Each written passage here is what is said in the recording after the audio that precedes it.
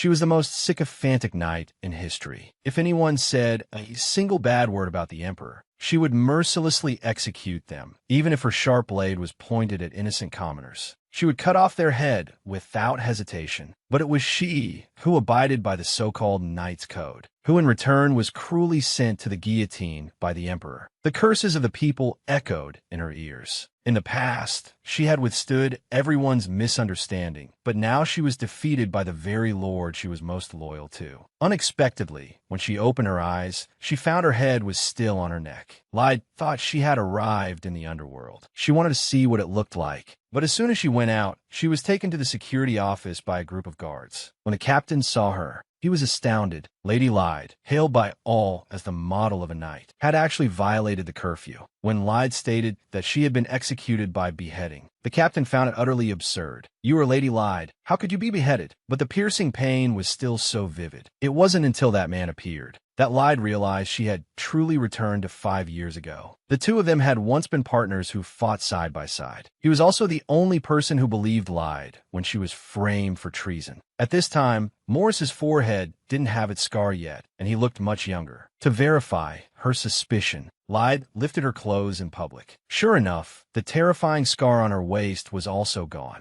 At this moment, Morris also noticed something was off with Lyde. She had to lie, claiming she'd had a very realistic dream. But Morris still found it strange. The Lyde he knew wouldn't end up in this state over a mere dream. Could Lyde really be under some kind of spell? He wasn't comfortable letting her go back like this, so he suggested she stay at his place for the night. After a moment's thought, Lyde readily agreed. Soon, the two arrived at his residence. After a brief farewell, they went to their respective rooms. Her mind overloaded, Lyde collapsed onto the soft, fluffy bed. But her mind couldn't help but reflect on the past. She had once blindly followed the Knight's Code, never properly enjoying life. To gain everyone's approval, she had abandoned all her desires, thinking that as long as she lived a loyal, dutiful, and upright life, she would be accepted by all. Although she had become a model knight, outwardly admired by all, her emotionless expression after cutting people down like grass made it impossible for the other knights to understand her. Her excessive, blind loyalty also led the commoners to call her the Emperor's dog. Even now, she didn't know what she had done wrong, but she absolutely did not want to repeat that painful ending or become a cold tool once more. She had to change, completely and utterly change. Early the next morning, Lyde went to the second night group, wanting to take the first step toward change. But from behind her came a voice she thought she would never hear again. "Good morning, Lyde. Isn't wearing armor every day heavy?" This simple, ordinary greeting filled Lyde's heart with immense joy.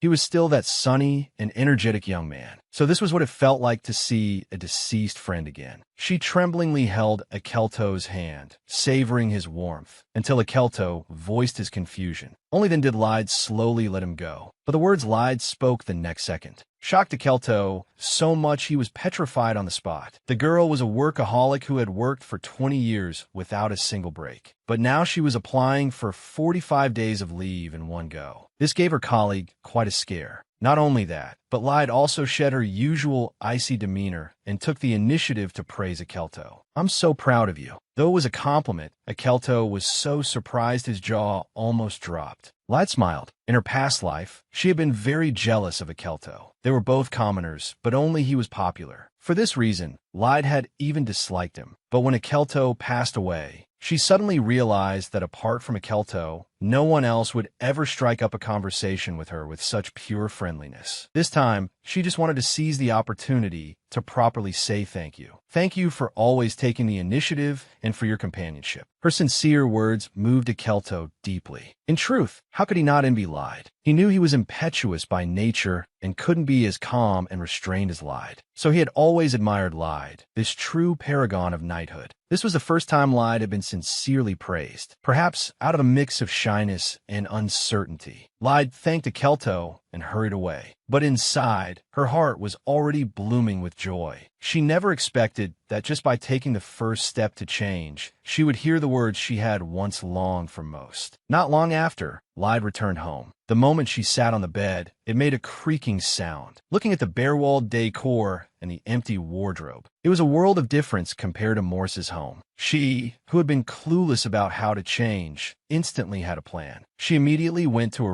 real estate agency, wanted to buy a new, cozy house. The agent directly introduced her to a house with a courtyard. Although one could hold tea parties with friends in the courtyard, the house's price was also relatively expensive. Despite Lyde's usual frugality, it was beyond her budget. Seeing this, the agent introduced Lyde to a house in a good location with a large area, yet sold for half the price. It turned out to be a stigmatized property where a vicious crime had occurred, but the house itself seemed quite nice. However, just as she stepped inside, Lyde smelled a rotten stench. It turned out that blood had completely seeped into the floorboards. What was even stranger was that even though a murder had occurred, someone should have been sent to clean it up before it was put up for sale. Just as Lyde was feeling puzzled, a strange laughter came from behind her. A sinister aura washed over her. Only then did Lyde understand that evil spirits resided in the house. Evil spirits are spiritual energy born from people's negative emotions, so ordinary swordsmanship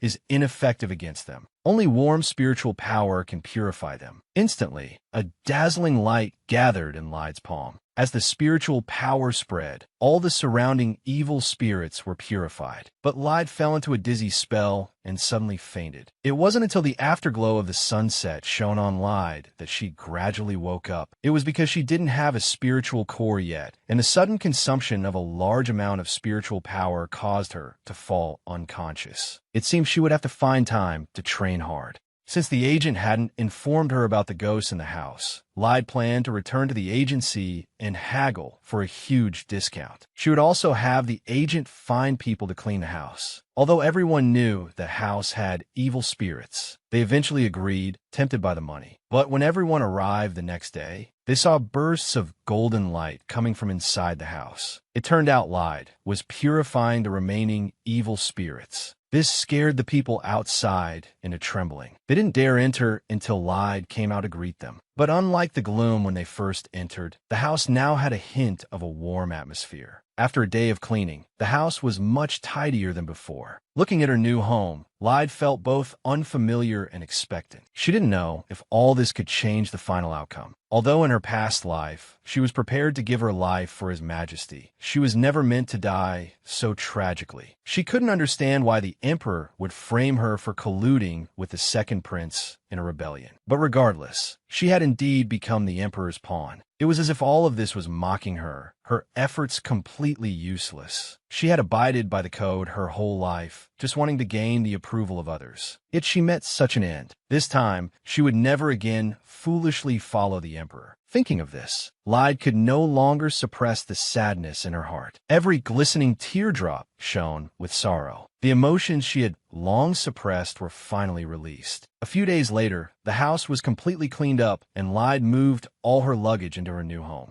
Looking at the pitifully few clothes in her luggage, Lyde decided to go to a clothing store to get some more. But as soon as she entered the store and sat down, a pink-haired girl came up and mocked her. The girl was buying clothes for the first time in 20 years and was met with sarcasm the moment she entered. "Well, if it isn't the model night, Lyde, what brings you to a place like this? Don't tell me you're here to order a frivolous dress or perhaps an outrageous luxury shirt." It turned out Lyde had once called female knights who wore luxury items frivolous knights. She believed that as a knight, one shouldn't be so extravagant, which is why Mary was mocking her. After all, she was now here to order one of those so-called outrageous luxury shirts. Lyde's double standard left Mary speechless. Why was it frivolous for others to wear luxurious clothes, yet she could now come to order them so righteously? Unexpectedly, Lyde stated that while she still believed knights shouldn't do so, it wasn't necessarily a bad thing. So she apologized to Mary for her past comments. Unfortunately, Mary just left her with a "you're so annoying" and turned to leave in a huff. Looking at herself in the beautiful clothes in the mirror, Lyde suddenly couldn't understand why she used to think that way. Everyone was just spending their own salary normally. Yet she had lectured them for no reason. Thinking back now, it was truly excessive. She would have to apologize properly when she got the chance. Afterward, Lyde wanted to take her horse home. After all, the stable in her courtyard was already built, so there was no need to leave it with a night order. But just as she arrived at the order stable, a stern question came from behind. "Who are you? Why are you touching someone else's horse?" It turned out Morris hadn't recognized Lyde in her new clothes and mistook her for a horse thief. This made Lyde feel self-conscious. "Do I look that strange?" However, she discovered that since changing her attire, Everyone's attitude toward her had become much friendlier. Morris said this was normal. No one can see through another's true nature at a glance. People's first impressions are based on appearance and dress, so one's appearance is very important. After listening, Lyde just nodded silently. This, in turn, made Morris feel a bit uneasy. Shouldn't the usual Lyde have scolded him for judging by appearances? Why had she become so docile? Because I believe what you say is for my own good. It turned out that in her past life, to save the framed Lyde, Morris had even offered to help her break out of prison. That's why she believed Morris would never harm her. She would be sure to remember his advice. Afterward, Lyde invited Morris to a weekend tea party. Only then did he realize that Lyde had moved into a new house. Although it was hard to believe, he would certainly not miss such a rare invitation from Lyde. Akeelto, arriving late, only saw Lyde's departing figure. As expected, he didn't recognize her either. Seeing this, Morris told Akeelto to go with him on the weekend. This shocked him for a whole year. How could someone become so beautiful overnight? The two of them finally reached an absurd conclusion, and that was, Lyde had an incurable disease. Meanwhile, Lyde, who was cultivating her spiritual power, felt a sharp pain as a spiritual core formed in her chest. In her past life, she was called a genius for using spiritual power at 23. Now, she had formed a spiritual core at just 20 years old. But this left her a bit lost. Even if she wanted to change her life, she didn't want to give up her identity as a knight or her beloved swordsmanship. But at her current rate of growth, she would be noticed by the royal family sooner or later. Then she would have to get close to the lord who betrayed her again. Therefore, she could only keep a low profile. However, a few days later, Morris and Akeelto arrived for the meeting with anxious hearts. This time, they were determined to find out what was going on with Lyde. The girl had only worn a new outfit, yet people thought she had an incurable disease simply because her personality had changed overnight. From a cold, arrogant knight, she had turned into a gentle fawn. Sure enough, the moment Akeelto saw Lyde, he felt something was very wrong. Not only had her attire changed, but the once cold Lyde was even wearing a cute hair accessory. And although the house was large, there wasn't a single servant. Wouldn't doing housework be very tiring for Lyde? Even if she wasn't sick, she'd probably work herself sick. However, it wasn't that Lyde hadn't considered hiring a maid. It's just that maids usually require a noble's introduction. It's difficult for a commoner to hire someone trustworthy. So Morris immediately offered to recommend 2 people from his household.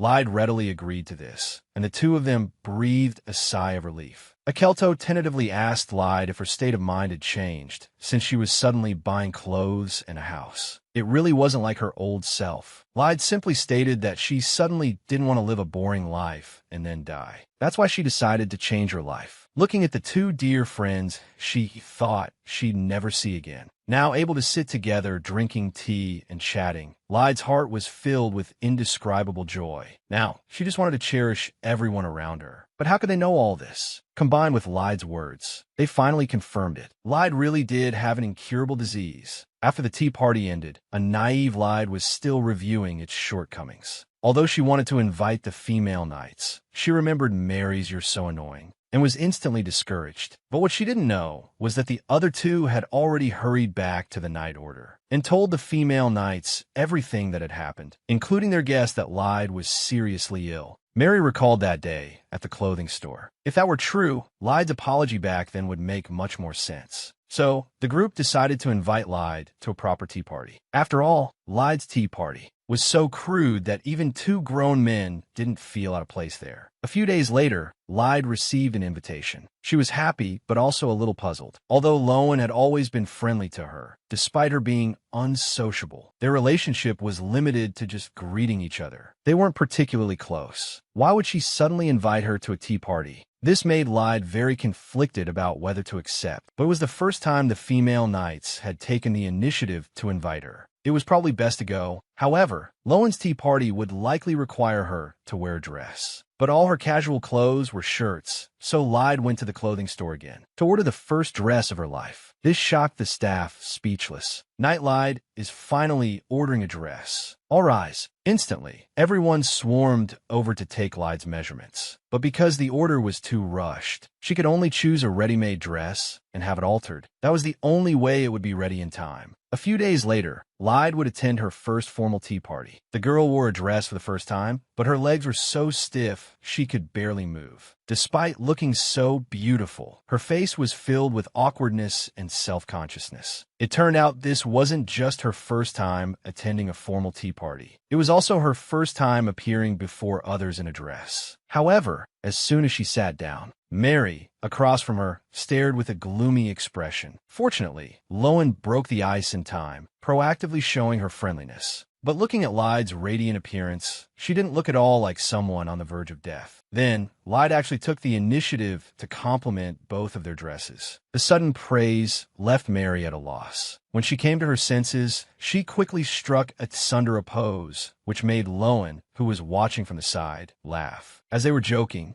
a maid brought out various pastries and tea. Looking at the desserts, which are like works of art, and a fragrant tea, Lyde realized this was what a real tea party was like. Then, Lowen brought up Lyde's new house. Such a large house must have been expensive, likely hard to afford on a night's salary alone. Unexpectedly, Lyde admitted without reservation that because a murder had occurred in the house, and it also had ghosts, the price was exceptionally cheap. This gave the two of them quite a scare. Lyde quickly explained that she had already cleared out the unclean things, so they didn't need to be afraid. In the ensuing chat, the two learned that Lyde had no plans to go out and have fun during her vacation. So they immediately suggested taking her to see an opera. Since you don't know how to have fun, let us show you. Lyde just quietly said thank you. Perhaps this was the perfect opportunity to formally apologize. She stood up and bowed to them. Regarding the insulting remarks I've made about you in the past, that I have reflected deeply on my actions, I now formally apologize to you. This left the two of them completely stunned. But Lowen didn't understand. Why had Lyde suddenly changed her mind? Because I was always living within a framework I set for myself. It was as if I was living without even knowing what I wanted. This made me reflect on things outside that framework and wonder what was so bad about them. The conclusion was that they aren't bad things at all. I was just shackled. That's why I wanted to apologize for my past remarks. After hearing this, Lowen just lowered her head and said, "How interesting." But this wasn't mockery, it was admiration.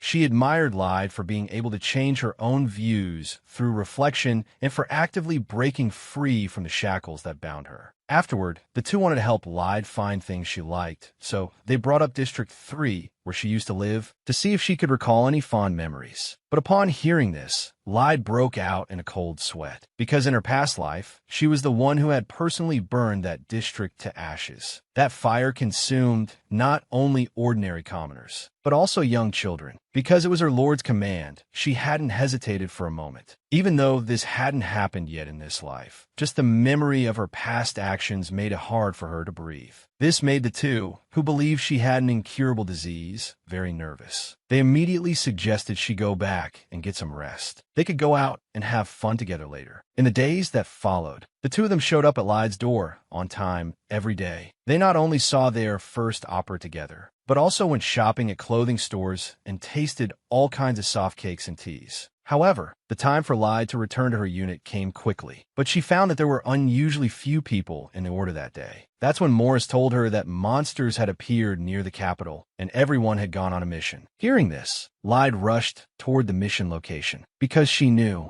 that today was the day Akeelto would die, due to a misjudgment by their superiors. The weaker Second Night group had been dispatched, resulting in half the members dying in battle. And Akeelto, who was in charge of the rear guard, fought until the very last moment. At this moment, she could only pray that Akeelto would be safe and sound. When she arrived, the area was filled with injured soldiers. When she tried to go forward to rescue Akeelto, she was stopped by the vice captain, who said it was too dangerous ahead and they had to wait for reinforcements. He told her to stay and help transport the wounded. But that was her cherished companion. How could she just stand by and wait for him to die? This was the first time Lyde had disobeyed an order. She broke through the blockade and rushed to the rear, but what she saw was only Akeelto lying in a pool of blood. The petite girl held her longsword, using her small body to shield her comrade, shouting with all her might, waking her comrade from the clutches of death. Even if this was a battle to the death, Lyde would never back down or give up. Due to the meager spiritual power in her body, she had to end the fight quickly. Lyde gathered her spiritual power, infused it into her sword, and charged toward the monster with a determined gaze. Although her hopeful strike successfully pierced the monster's body, She was also struck hard by the monster's sharp claws. Even though pain had already spread throughout Lyde's body, she still struggled to her feet and staggered over to Akeelto. Looking at his bone-deep wound, Lyde infused all her remaining spiritual power into his body. As the pain from the man's wound gradually faded, Lyde finally collapsed powerlessly to the ground. But her heart was filled with immense joy. This time, she had finally saved that bright and cheerful young man. Not long after, a black-haired man arrived. Looking at the monster's corpse on the ground, he sensed that his opponent had some skill. He also saw the two heavily injured people in the distance. As he slowly approached, Lyde showed a surprised expression. It turned out this person was like her arch-nemesis in her past life. They were both knights of the Emperor, but only he received the Emperor's favoritism. Because of Lyde's blind loyalty and rigidity, Veed had only ever shown her disdain. But with everything starting over, her past life's rival had now become her savior. Looking at the shattered spiritual core on Lyde's chest, Veed wondered why a spiritual power user was in the second night group. But he also felt some admiration for Lyde, who would go to such lengths for a friend. The moment Veed touched the spiritual core, Lyde's body was racked with a sharp pain, and the spiritual core turned a dark black color. It turned out Veed had used his spiritual power to repair the cracks. Although the pain lessened, Lyde felt a strong rejection toward the foreign spiritual power. Afterward, Veed invited Lyde to join the Royal Guard. However, despite the generous remuneration,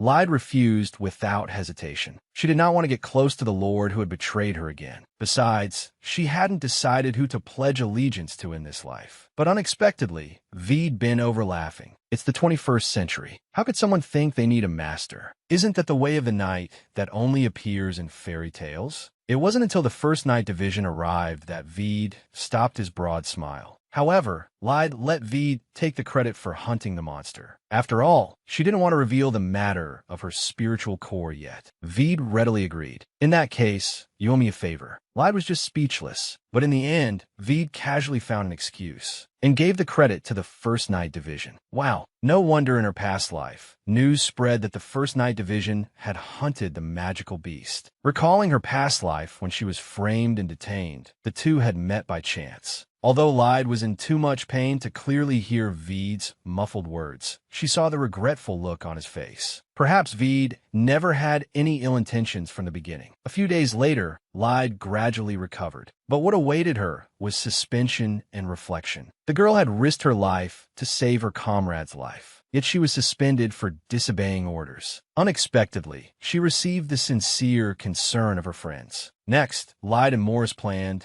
to visit the injured Akeelto. They arrived at the commoner's district between the 2nd and 3rd districts. Only then did Lyde realize that the carefree knight who drank and made merry every day was actually burdened with the heavy responsibility of raising 4 younger siblings. And to avoid worrying his family, the now seriously injured Akeelto could only choose to bury his pain deep inside. It turned out his cheerful and optimistic personality was the courage that allowed him to face his difficult life. If it weren't for her suspension, Lyde was afraid she would never have had the chance to understand Akeelto's situation. This time, she wanted to do everything she could for her friend. But Akeelto just thanked her for her kindness. After all, he thought Lyde's own situation wasn't good enough for her to be worrying about others. In reality, he was worried it would worsen Lyde's illness. Lyde was a bit confused. Her wounds would clearly heal faster than his, so she brought it up again. Anyway, my time is almost up. I'm willing to help you with anything I can. But these words made Morris unable to hold back. He loudly questioned why Lyde would say such things, why she always acted like she didn't want to live. Akeelto chimed in from the side, telling Lyde to find the best healer who might be able to cure her illness. Illness? What illness? What are you two talking about? Don't hide it anymore. We all know you have an incurable disease. Instantly, Lyde's voice was loud enough to shake the roof, to prove her body was healthy. Lyde wished she could jump on the spot for 3 days and 3 nights. Only then was the misunderstanding between them completely cleared up. But Lyde hadn't expected such a rumor about herself. No wonder Mary's attitude had suddenly changed before. Thinking of this, Lyde became a little worried. She was worried that if the two of them knew the truth, their relationship, which had just improved, would break down again. Seeing this, the two beside her comforted Lyde, telling her not to worry. After all, they were the ones who spread the rumor. They would go and clarify the matter. Until night fell, It was time for Morris and Lyde to go back. However, a few days later, the Royal First Division received a note. When Veed saw it, he instantly started shaking with laughter. It turned out Lyde still remembered the 4 silver buttons he had broken, but he was also planning to visit Lyde anyway, because Lyde was the only woman to possess spiritual power. You should know that in Veed's division, besides the captain and him, there were only 6 spiritual power users and 4 other members. If a genius like her were snatched away by another division, he would probably be left crying without tears. It turned out the Royal Guard had a total of 8 squads, but there were different ranks among the divisions. The first division was the direct unit stationed by the Emperor's side, possessing the highest authority and the strongest power. In emergencies, they also had the authority to issue orders to other divisions. Because of this, the first division's relationship with the other divisions was not good. This was also the reason why Veed couldn't let go of any spiritual power user. So, on the second day, Veed immediately found his way to Lyde's doorstep. In their past life, they had a love-hate relationship. But in this life, she unexpectedly attracted her nemesis, who pestered her relentlessly. In order to recruit Lyde into the Royal Guard,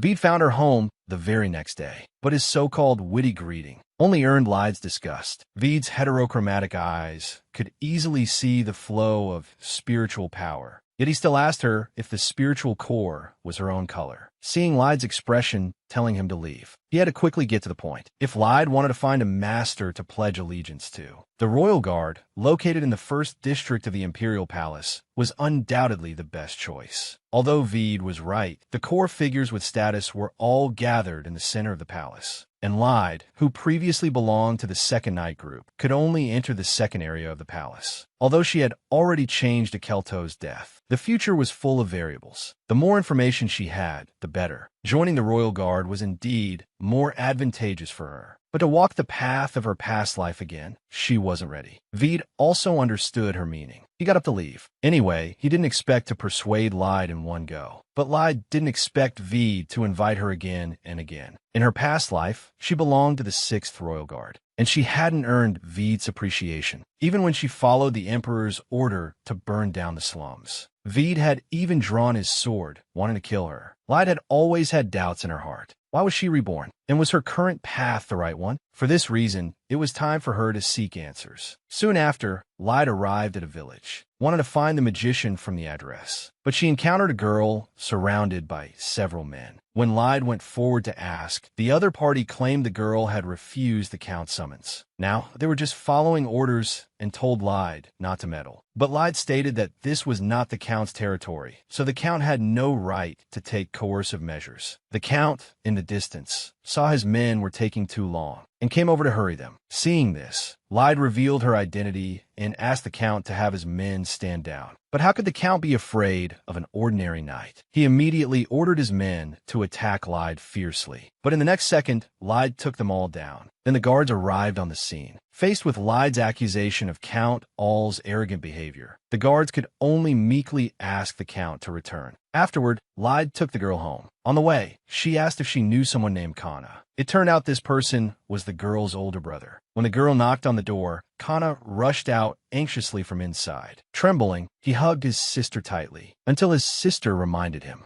Only then did Kana notice Lyde at the side. After Lyde introduced herself, she asked the man if he was Lord Kana. The man was a little surprised. "I am Kana, but I'm no great figure. Aren't you Mr. Kana the magician?" As soon as these words were spoken, the man's face immediately darkened. He directly shut the door on Lyde. Just as Lyde was feeling puzzled, several guards ran up from behind and stopped her. "You are suspected of violent threats. We are formally arresting you." The knight saved the girl from the Count's hands, but ended up being detained for the crime of violent threats. But faced with the siege of several people, Lyde was only exercising her legitimate rights as a knight. But the Count insisted that Lyde had struck first and called a so-called eyewitness. This reminded Lyde of the girl she had saved. She immediately requested the chief guard to bring the girl to be her witness. But the returning guard informed her that the address Lyde gave was empty, and the villagers also said that the people from that house had disappeared a day ago. but Lyde had clearly been chatting with the girl just a moment ago. At this time, Morris, who had received the news, also rushed to the guard station. Next, the Count's witness began his testimony. He claimed that he was hoeing the fields nearby at the time. He looked up when he heard a commotion and saw the female knight blocking the Count's way. Faced with the Count, who wanted to approach and communicate properly, the female knight suddenly drew her sword. In the end, the Count handed over money and the female knight disappeared. At this moment, Lyde felt as if she was trapped in darkness, unable to break free, just like when she was framed and killed in her past life. So angry yet helpless, she could only weakly repeat her innocence. At this moment, a pair of warm hands gently rested on the girl's shoulder. "I believe you. Don't worry, Lyde." And the solution was very simple. The Count proposed that Lyde voluntarily resign from the Night Order. If she gave some money, it would certainly show more sincerity. Hearing this, Morris instantly became furious. For a moment, the situation was at a stalemate. At this time, Lowen suddenly appeared. First, she smiled and greeted Count All. Then she took Lyde's hand. "I heard you were looking for my friend for something?" After learning what had happened, Lowen asked the witness how far he was from Lyde at the time. The witness vaguely answered over 100 meters. But if the distance was within 100 meters, it would be impossible for a knight's eyes not to see him. How could Lyde be so foolish as to commit robbery with an outsider present? The witness immediately changed his story, saying he remembered wrong. It was over 100 meters away. Then how did you hear the conversation between the Count and Lyde? And even if Lyde drew her weapon first, the several knights opposite her could have easily subdued Lyde. How could they have been passively attacked by her? Perhaps there was some misunderstanding. For example, when the Count's knights passed by Lyde, they splashed mud on her. So maybe she just wanted some money for laundry. Lyde was confused. She clearly hadn't picked a fight or taken any money. She was about to object, but was stopped by Morris. As a result, the Count immediately apologized. So it was a misunderstanding. Then he turned and left. But Lyde's face was grim as she questioned Lowen. "Why did you lie? Then do you think you can prove your innocence?" Lyde didn't understand. Everything she said was the truth. What did she have to prove, and how could she prove it? Seeing the tense atmosphere, the chief guard signaled for the witness to leave, but he was stopped by Lyde. She rushed over in anger, wanting to rip out his tongue. Lowen directly slapped Lyde to calm her down and offered to take her home and talk privately. Lyde didn't understand why she was stopped. Although the witness was instigated by someone, he was the one who told the lie. But Lowen revealed the pressure of social class. The status difference between a Count and a commoner is huge. If a commoner refused to commit perjury, the consequences would be imaginable. And the reason the Count was so easily scared off was because Lowen is the daughter of a marquis. So, people who use their power to pressure others often yield to even greater power. This made Lyde fall into thought. In her past life, when she worked under the Emperor, even if something like this happened, the other party wouldn't dare do anything. That's why she thought everything she did was right. In reality, she was just enjoying the power she had at the time. So what Lowen wanted to tell her was that solving problems isn't just about head-on confrontation. Learning to be flexible is also a way. This conversation, which lasted from dusk till starlight, also made Lyde understand many things. She ended the conversation with a compliment. "Lowen, you look really beautiful today. See you next time." The exhausted Lyde turned and walked home, but she was suddenly stopped by someone. "Please help me, Knight Lyde." It was Kana, hugging Lyde's leg tightly, begging her to save his sister. She was kidnapped by that old bastard. Lyde was completely baffled, thinking she had just left his residence and hadn't seen anyone. Then, Lyde told Kana to go back with her to plan their next move. After returning to her residence, Kana recalled that after Lyde left, a group of people suddenly broke into his house. He was beaten up and then passed out. But while he was semi-conscious, he heard Syria scream. When he woke up again, he was already in a small forest. Lyde interrupted him, confused. "Hold on, buddy. Aren't you a magician? Those old geezers. Couldn't you just snap your fingers and turn to dust?" Kana was very helpless. "Because my magic has been sealed, and this seal will last for a year. This is the final trial before officially becoming a magician." Then he kept blaming himself. He had learned magic precisely to protect his sister, but it turned out he was just a small fry. At this, Lyde stood up and told him to stop. Then she said she would help him rescue his sister. Lyde mounted her horse and headed for the residence of her former nemesis. At the main gate, Veed opened the door to see a rare visitor. He began to give her a subtle, warm welcome. At this, Lyde got straight to the point. "You wanted to recruit me before, if that offer still stands." At this moment, Veed thought she was using this as an excuse to see him. Lyde really couldn't stand his narcissistic attitude and was very exasperated. But Veed knew in his heart that he had gained a powerful subordinate, so he readily agreed. As Lyde was about to leave, Veed suddenly moved closer to her and whispered something in her ear. "If you need a massage service, I'm on call." Hearing this, Lyde shoved him away, calling him a big pervert, then turned and left. Outside the Count's house, she saw a familiar figure. It was Morris squatting in the bushes. Lyde greeted him, scaring him out of his wits. Actually, Morris was also there because of the witness. Then Lyde told him that on her way over, she had become a temporary member of the Royal Guard. She planned to use her special privilege to search the Count's mansion. When she finds a crime scene, she can act first and report later. If it weren't for Lowen's advice, she would never have thought of solving it this way. It turned out that asking others for help was such a happy thing. They will always be my friends. On the other side, in the basement,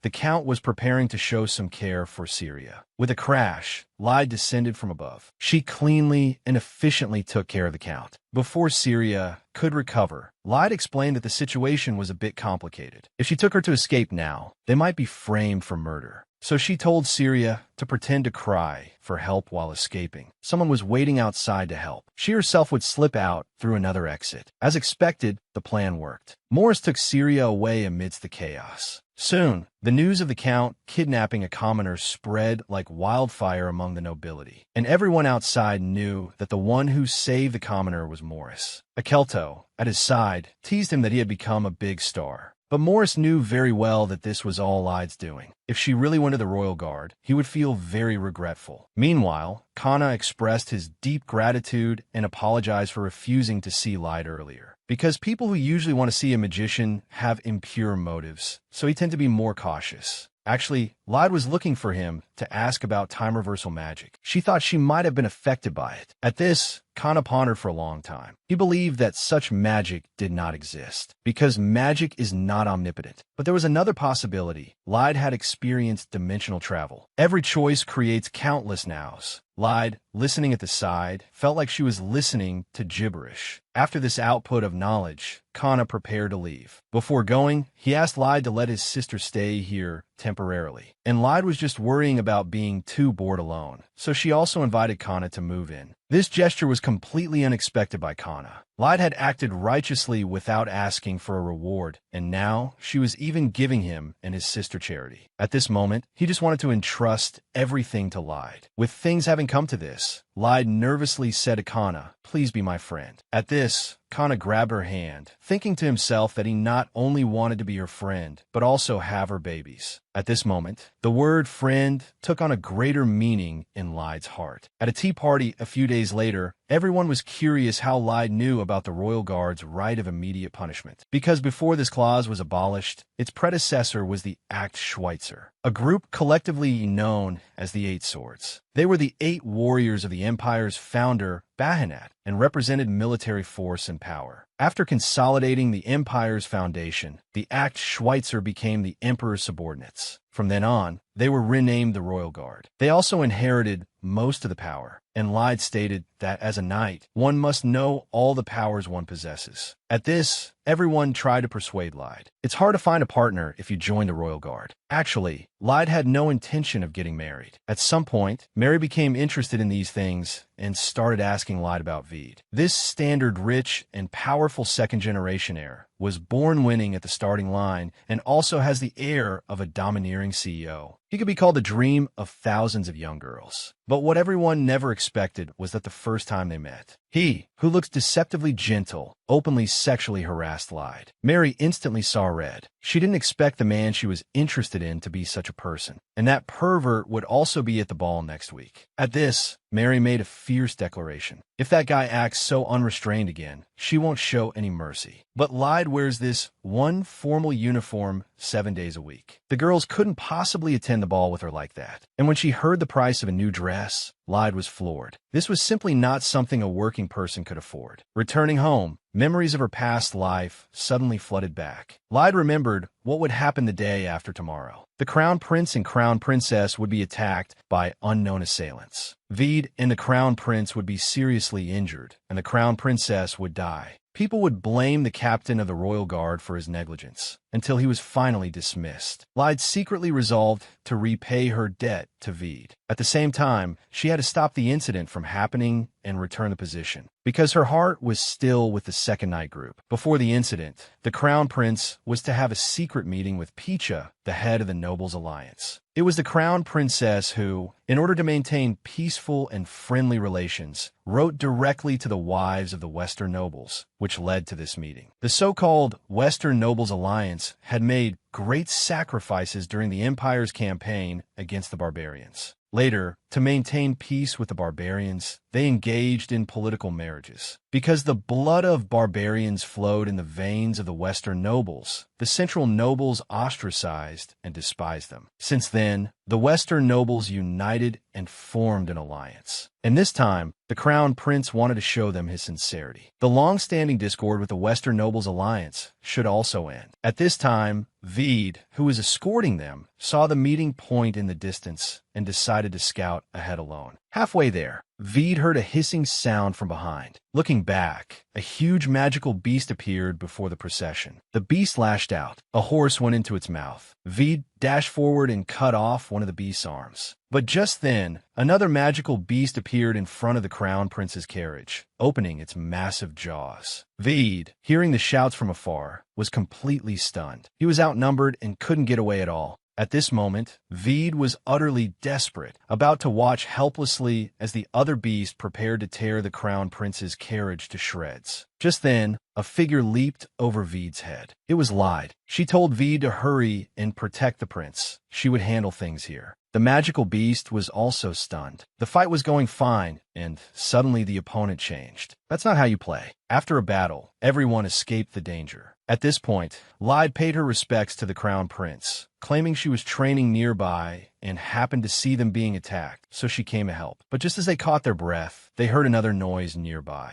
So this pair of lovebirds once again assumed a fighting stance. Even at this critical moment, Veed didn't forget to tease her. Lyde called him an old pervert. This time, the ones coming for the crown prince were all masked men. After a fight, Lyde thought they didn't seem like bandits. There must be a hidden story behind this. Meanwhile, the lecherous pervert was thinking something else. Their first time coordinating was so smooth. Could love have come so quickly? When the battle was over, Veed patted Lyde's shoulder and started fussing over her. As everyone knows, Lyde is hopelessly pragmatic. Not only did she reject his kindness, she also returned the temporary position. Then she rode away. Veed had never seen anyone like this, helping for no reason and then leaving, abandoning fame and glory. At night, the crown prince and Veed began to review the day's events. The marquis didn't show up for a long time, and they were attacked. Moreover, the crown princess is pregnant, yet the marquis had her attend the meeting. It's feared he might be plotting to harm the crown princess. Veed believed they must investigate thoroughly. Then they should start the investigation with Lyde. The next day, Veed went to find his sweetheart, but the one who opened the door was a man. He thought, this woman sure plays around. Kana called Lyde out, but when she saw that old pervert, she came out to greet him reluctantly. Veed's face was grim, thinking she was hiding a lover in her house. Then he put on his domineering CEO attitude. He got straight to the point, asking her if her presence at the attack site was really a coincidence. At this moment, Lyde couldn't tell him the truth. It could be disadvantageous to her friends. And although she disliked this pervert, she couldn't bring him unnecessary trouble either. So she gave a few perfunctory answers and said she had other things to do and had to leave. But Veed wasn't so easy to brush off. He still wanted to be friends with Lyde and asked her to take him along to any activities. Lyde's eyes lit up. She knew that friends were exactly what she needed. So she agreed to Veed's request. The group arrived at Akeelto's old home and met Akeelto's younger sister. Then Lyde explained that they were there to help with work. The sister was quite surprised, but when everyone entered the house, it was utterly dilapidated. Lyde had originally thought Akeelto was a playboy, but she never expected his family to be so poor. A friend in need is a friend indeed. So she led the group, rolled up their sleeves, and got to work. A few hours later, the renovation team finally finished. Seeing the house as good as new, the sister felt that for Akeelto to have such friends, this life was worth living. After everything was finished, Veed told her that the crown prince wanted to meet her privately. At this moment, Lyde thought this highness is not easy to fool. Then she replied that as long as it was a royal summons, she was available anytime. Just then, Veed caught her by the waist and said greasily, "You helped so much today, you deserve a reward." At this moment, Lyde's mind went blank. Just as the atmosphere was reaching its peak, Veed said, "Can you be my friend now?" Lyde pushed him away, cursing him as a clueless man. But Veed was prepared to give her another chance. He would ask her again at the ball. Actually, Lyde wasn't sure if she could go to the ball. She was broke recently, couldn't afford a dress. Her financial situation was not optimistic. Hearing this, Veed told her to take her time to consider. Then he went to a dress shop himself to help pick out a dress for her. The next morning, upon learning that Lyde had gone to help at Akeelto's house without permission, Morris was very troubled. He told Lyde that even between friends, there are some things one doesn't want others to know. You can't always consider things only from your own perspective. Lyde, realizing her mistake, decided to go talk to Akeelto. When she saw him, Lyde told him the truth. But Akeelto felt that since he hadn't asked Lyde for help, it was improper for her to visit his family home beforehand and only come to greet him now. After being harshly criticized, Lyde's mind was in a whirl. Just then, Akeelto invited her inside for tea. After they sat down, he told Lyde that his father loved to drink and gamble, and passed away leaving behind many debts. He had paid them off, but his finances were still in the red. With a family to support, many people were depending on him. Sometimes he wondered if he would have a better life without his family. Although Lyde had helped them, it only made him feel more guilty. Akeelto didn't want to be pitted for being poor, but if Lyde were ever in trouble, he would do everything in his power to help her. Lyde was warmed by his words. The next day at their girls' tea party, they discussed whether friends should be willing to lay down their lives for one another. However, Mary was the first to refuse, sharply criticizing Lyde. But Lyde was dejected because she believed it was the right thing to do. Then Mary told her that friends have different levels, and between the two of them, she was only a third-tier friend. Hearing this, Lyde couldn't help but wonder about the extent of Mary and Lowen's relationship. Just as she was lost in thought, a waiter approached with a gift, telling her it was from Sir Veed. Lyde, completely bewildered, prepared to open it. The gossip squad leaned in curiously. To their surprise, it was a ball gown. The attached letter contained Veed's cheesy line, "If I were a DJ, would you love me?" Mary exclaimed that she had completely misjudged him. The dress was a surprisingly perfect fit, but Lyde felt awkward in it, as it was her first time wearing such a magnificent gown. Mary, standing by, was very displeased. That pervert actually knows her size. I'll make sure he doesn't have a good time at the ball. A few days later, on the day of the ball, Lyde asked Kana if he wanted to go with her, but he said he had to study magic. Lyde sarcastically thought that apparently one could research magic even outside the ice tower. However, most magicians conduct their research in the ice tower. They don't advocate using their power in the outside world, so they live in seclusion in the ice tower for their entire lives. Lyde then grew curious and asked where he would go after his trial was over. Kana closed his book and replied with a smile, "How about being your devoted follower?" Lyde felt that was unnecessary. Being friends was enough. She then left to see Mary. To make Lyde the center of attention at the ball, Mary spared no effort, arranging a full head-to-toe makeover for her. After being pampered and styled, Lyde could hardly recognize herself. At the ball that night, Morris saw Lyde and his eyes widened. His heart began to pound. As they were exchanging pleasantries, Morris's brother, Amos, approached them. He praised Lyde, calling her the top gun of knights. Morris thought his brother was being rude, but Amos reassured him, "Don't worry, I won't steal your girl," and then left. Morris apologized to her for the misunderstanding, explaining that his brother thought they were a couple. To ease the awkwardness, Morris invited Lyde to dance. Just then, a wandering hand appeared from nowhere. It grabbed Lyde's hand. She turned to see it was Veed. He kissed her hand and told Morris, "I've already reserved the first dance." Lyde found him rather rude, but he paid it no mind. In Veed's eyes, there was only her. He then leaned close to Lyde's ear and told her that after the dance, they would go somewhere more private to talk. Lyde assumed it had to do with the crown prince. When the dance ended, she followed him. But before they had said much, Veed once again wrapped his arm around her waist.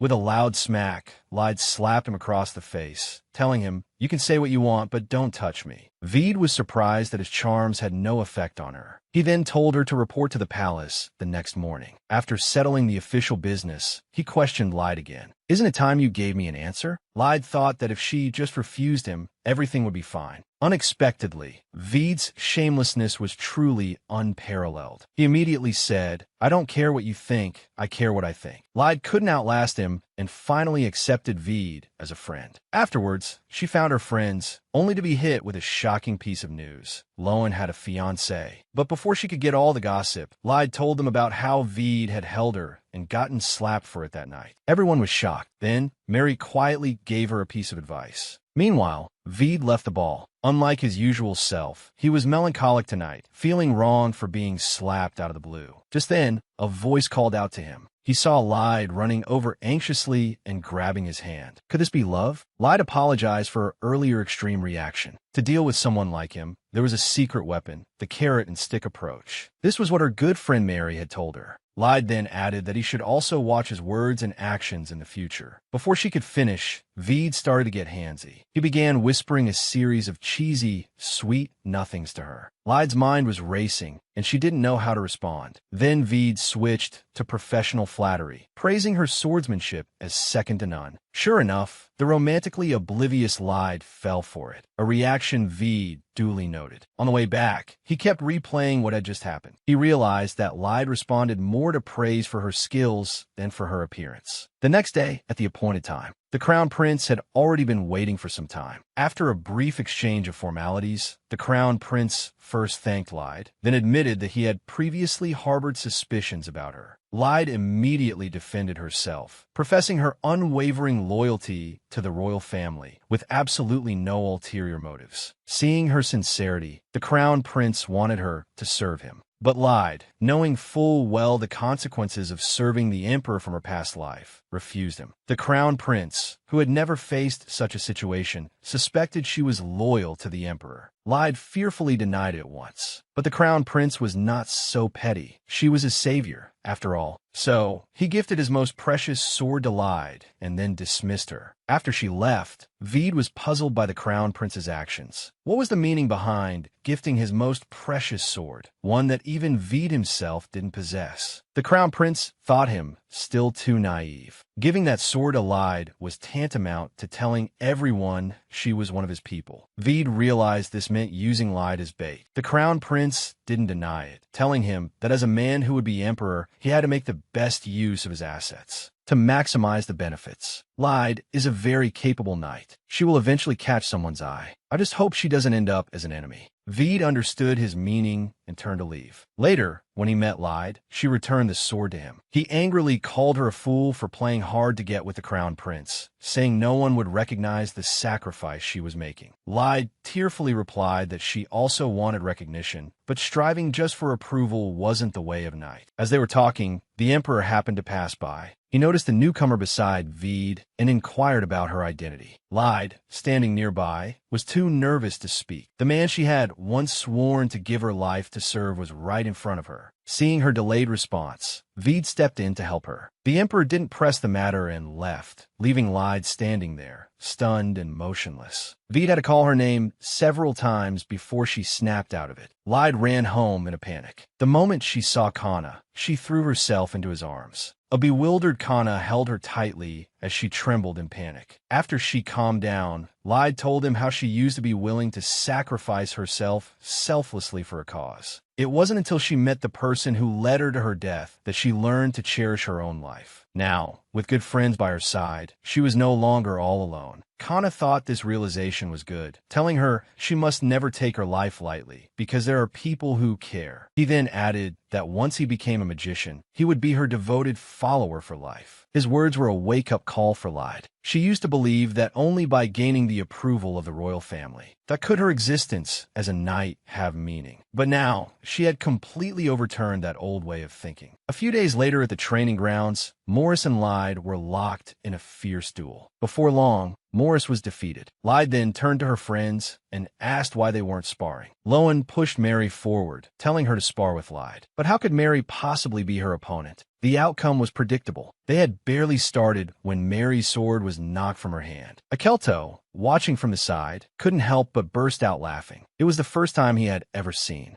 a sword go flying during a sparring match. Just as Lyde was about to show Mary the proper way to hold a sword, Mary turned and stormed off. A humiliated Mary couldn't believe Lyde wouldn't go easy on her. If word of this got out, she'd become a laughingstock. A short while later, Akeelto came to her door to apologize. Mary opened the door and said angrily, "As a leading figure in society, the slightest stain on my reputation could ruin my marriage prospects." She then, right in front of Akeelto, repeated the rumors she'd heard about him, a pauper from a ruined family. A pitiful knight barely scraping by on his salary, who doesn't even know his own worth, fooling around with the other knights all day. Hearing this, Akeelto's composure shattered. Lyde and the others had just arrived. Akeelto turned and asked Lyde coldly, "Was it you who told everyone about my situation? Do you think you can just say whatever you want as long as you mean no harm?" He then left angrily, leaving Lyde stunned in her spot. Morris went to ask Akeelto what had happened. After learning the reason for the incident, Morris felt there must be a misunderstanding and told Akeelto to go back and cool his head. Meanwhile, the girls were having another tea party. Mary tearfully explained that with her marriage on the line, Akeelto, who was barely a knight, was basically mocking her. Lyde advised her that if she didn't want to be seen as just a pretty face, she needed to become stronger. Lowen strongly agreed, feeling that Mary really needed to learn swordsmanship properly from Lyde. Mary agonized over it for a while, but felt they had a point, so she agreed. After the heart-to-heart with Mary, Akeelto and Mary were still giving each other the cold shoulder, and the misunderstanding between Lyde and Akeelto remained unresolved. All these matters had been troubling Lyde for days, and Kana was helping her strategize. He suggested they needed a mediator to mend the friendships. Lyde had a flash of inspiration. She had to ask Morris for help. When Lyde arrived at Morris's home, she found him and Akeelto passed out drunk. It turned out Morris had been busy, having a heart-to-heart with Akeelto to help him with his troubles. That night, Akeelto had been full of regret. He felt that Lyde was talented and hard-working, which made him feel insignificant and even a bit jealous in comparison. It wasn't that he disliked her. He actually liked her a lot. She had defied orders to save him, and she never once bragged about it. So compared to her, I look even more pathetic and petty for losing my temper. Hearing this, Morris suggested that Mary should be the one to sincerely apologize first, since she was the one who crossed the line. But Mary was also very proud. To avoid forcing an apology, they needed to create more opportunities for them to meet naturally. Lyde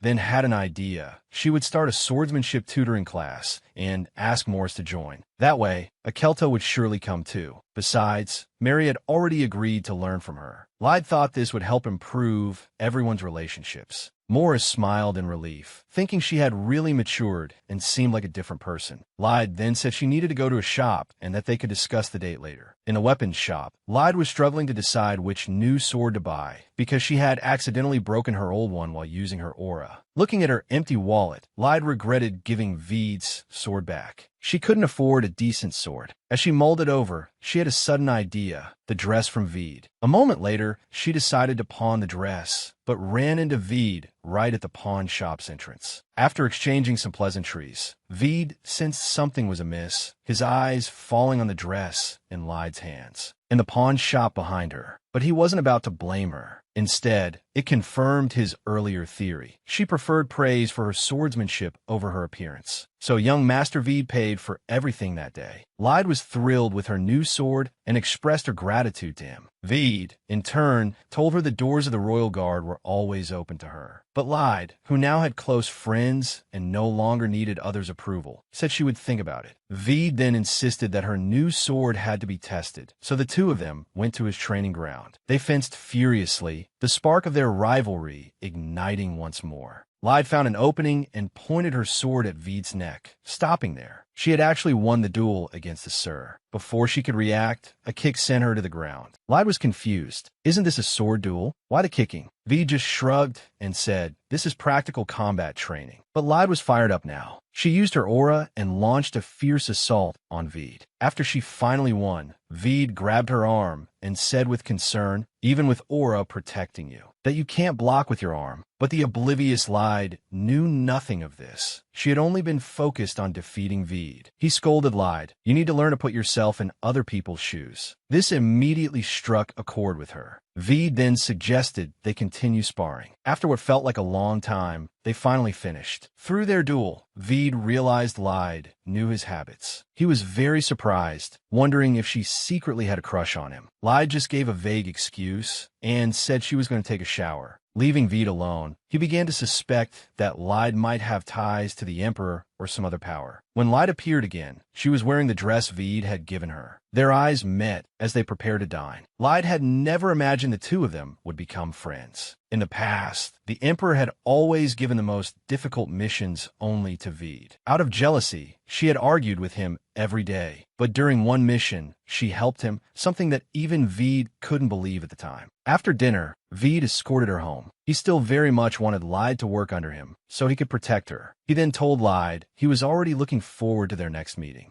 The next day at the training ground, Akeelto cleared up his misunderstanding with Lyde, and they had a satisfying training session. During the break, even though Akeelto wasn't around, the atmosphere was still extremely awkward. Morris, feeling like he was on pins and needles, announced he was going back to training. Right after, Mary said she was a bit tired and would rest first. Lyde told her to come back next time. After Mary left, Lowen said she thought Lyde would have made Mary apologize to Akeelto first. Lyde replied thoughtfully that Mary was too proud. Using training as an excuse to increase their opportunities to meet was a better method. She then asked Lowen, "If I have an enemy, who would it be?" Lowen was surprised. How could she have enemies? She was part of the Second Knight Division, whose knights held little influence. With no influence, one would have few enemies. Lyde then told her uneasily that she had accidentally saved the Crown Prince and his entourage from an attack. Lowen began to explain the political landscape to her. There were currently 4 major powers in the court: His Majesty the Emperor, His Highness the Crown Prince, the Western Noble Alliance, and the neutral faction. If the Crown Prince was attacked,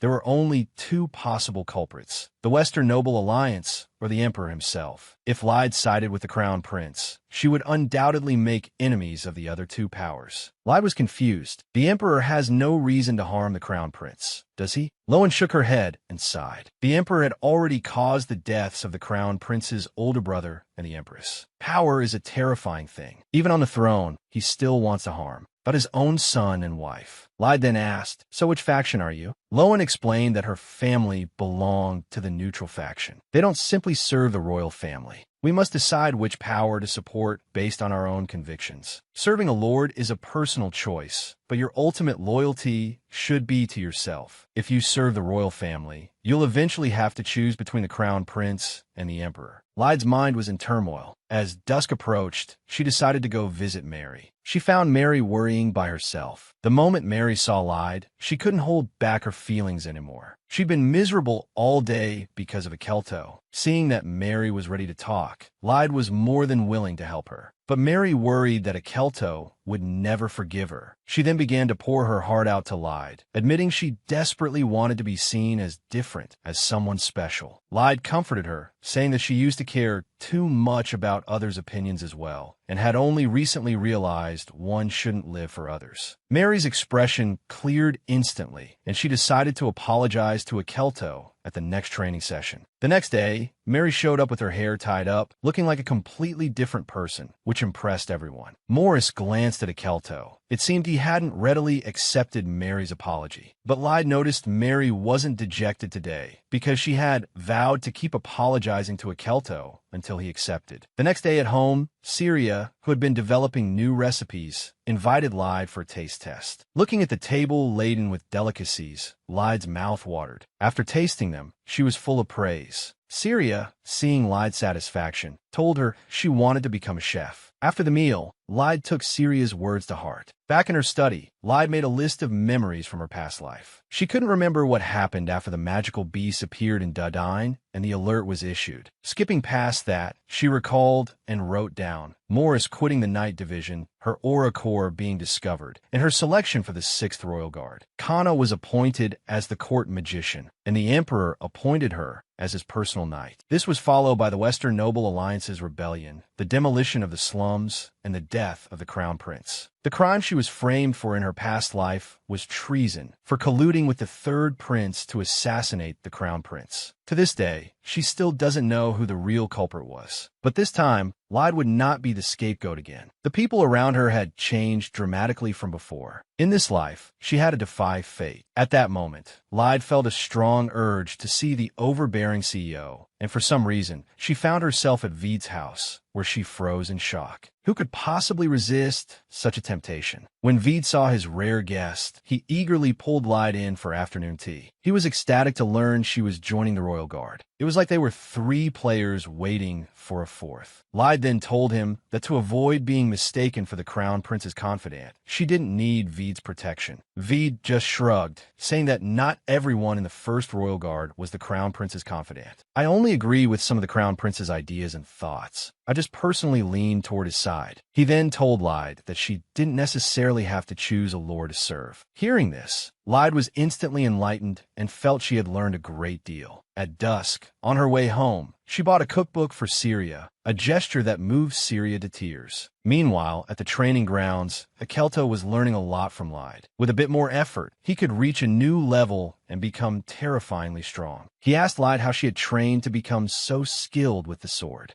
Lyde explained that she had no other choice and not much talent, so she relied on relentless practice to get where she is today. She then asked how things were progressing between him and Mary. Akeelto looked ashamed, saying he was trying to improve their relationship. After some time, at the end of training, everyone could see, but that their relationship was gradually on the mend, much to everyone's relief. Lyde then asked to speak with Morris alone. As they walked aside, Morris felt she was acting strangely today. What happened next made him blush instantly. Lyde unbuttoned her shirt right in front of him. The innocent man had never witnessed such a scene and quickly backed away. Lyde quickly explained and showed him her aura core. Morris was stunned, thinking to himself that she had hidden her abilities well. Lyde then explained that she had been scouted by the Royal Guard. Before leaving, she wanted to tell everyone she was an aura user, but he was the first person she wanted to tell. Morris was deeply moved. He congratulated her on the promotion. Lyde then said that he could also be promoted and didn't need to hide his own strength. Morris sighed. He didn't like competition, but people always treated him as a rival, which led to conflict. Lyde knew at once he was talking about the conflict with his brother. After pouring his heart out, Morris urged Lyde to share the good news with everyone. Where friends learned Lyde had an aura core, they were all shocked. Mary declared that joining the strongest knight division made her a true heroine, but Lowen immediately corrected her. In terms of the strongest knights, the Western Noble Alliance was second to none. The western border of the Empire saw frequent wars with barbarians and magical beasts, making the Western knights experienced and skilled in actual combat. So the central government believed that they possessed a formidable military force and was very wary of them. The name of the West's strongest knight was a household name even in the capital. Meanwhile, the Western chieftain, Pai Sha, was surprised that the Crown Prince was still trying to contact them. He had assumed the last trap was set by the royal family, who knew in advance about the magical beasts at the secret location and therefore didn't show up. What he couldn't figure out was who had sent the letter warning him about the beasts. Even after that incident, the Crown Prince was still trying to reach out. Would an alliance truly benefit the West? He was deeply conflicted. He couldn't rashly oppose the Emperor, as the West still needed central support. Caught between the Emperor and the Crown Prince, Pai Sha decided to let time decide and prepared to return to the West for now. When the Crown Prince learned a Western chieftain intended to return to the West, he was furious. He believed the old man's refusal to meet him was a clear sign of guilt. The Crown Prince had originally planned that to support the West, which was disdained by the central government, and thereby gain the military backing of the Western Noble Alliance. But the magical beast incident had eroded their mutual trust. The Crown Prince raged. If that old man dares to harm Ariel, I'll kill him with my own hands. Veid felt helpless. If the old man returned to the West, they would have to wait until the New Year celebration next year to approach him again. their plotting was interrupted by a knock. It was the third prince, Rudol, who entered. Seeing him, the crown prince relaxed his guard. He was quite fond of his younger brother, perhaps because of their significant age difference. There were 3 princes in the royal family. The sons of the late former empress were Syria and Rudol. Unfortunately, their mother had passed away. In a royal court full of enemies, it was not strange for the crown prince to keep Rudol by his side. Their common enemy was their father. Meanwhile, back with Lyde, Syria had been diligently practicing and researching desserts to showcase her skills at the next tea party. Kana was happy to see his sister doing so well. Lyde then told Kana the news of her promotion. After congratulating her, he announced that he was also preparing to leave. Lyde was a little disheartened to hear this. Kana comforted her, saying that by the time she became a famous knight, he would be a famous magician, and they could celebrate together. Counselor Lyde, having just finished with Kana, immediately moved on to Morris. She found Morris revealing that he'd had an unhappy childhood. Outsiders always compared him to his brother. Only a year apart in age, his brother's slower learning pace was all the more obvious. His father, who once had high hopes for his older brother, was now repeatedly disappointed and openly cold toward him. This led his brother to hate him, which is why Morris left home to become a low-ranking knight. Out on his own, Morris learned to restrain himself and hide his true abilities. Hearing this, Lyde comforted him, telling him not to blame himself for other people's problems. Receiving this validation from his goddess, Morris blushed. Lyde then invited him to the tea party as well. Morris was dumbfounded, thinking, "Isn't that just for women? Are you treating me like one of the girls?" He promptly refused. At the tea party, the girls tasted the desserts and were full of praise. They then remarked that once Lyde joined the royal guard, she wouldn't have this kind of leisure time anymore. Mary stood up and declared that no matter how busy they got, they must never skip their tea parties. Good friends have to see each other often. Everyone laughed in agreement. Time flew by, and autumn arrived, which was when Kana had to leave.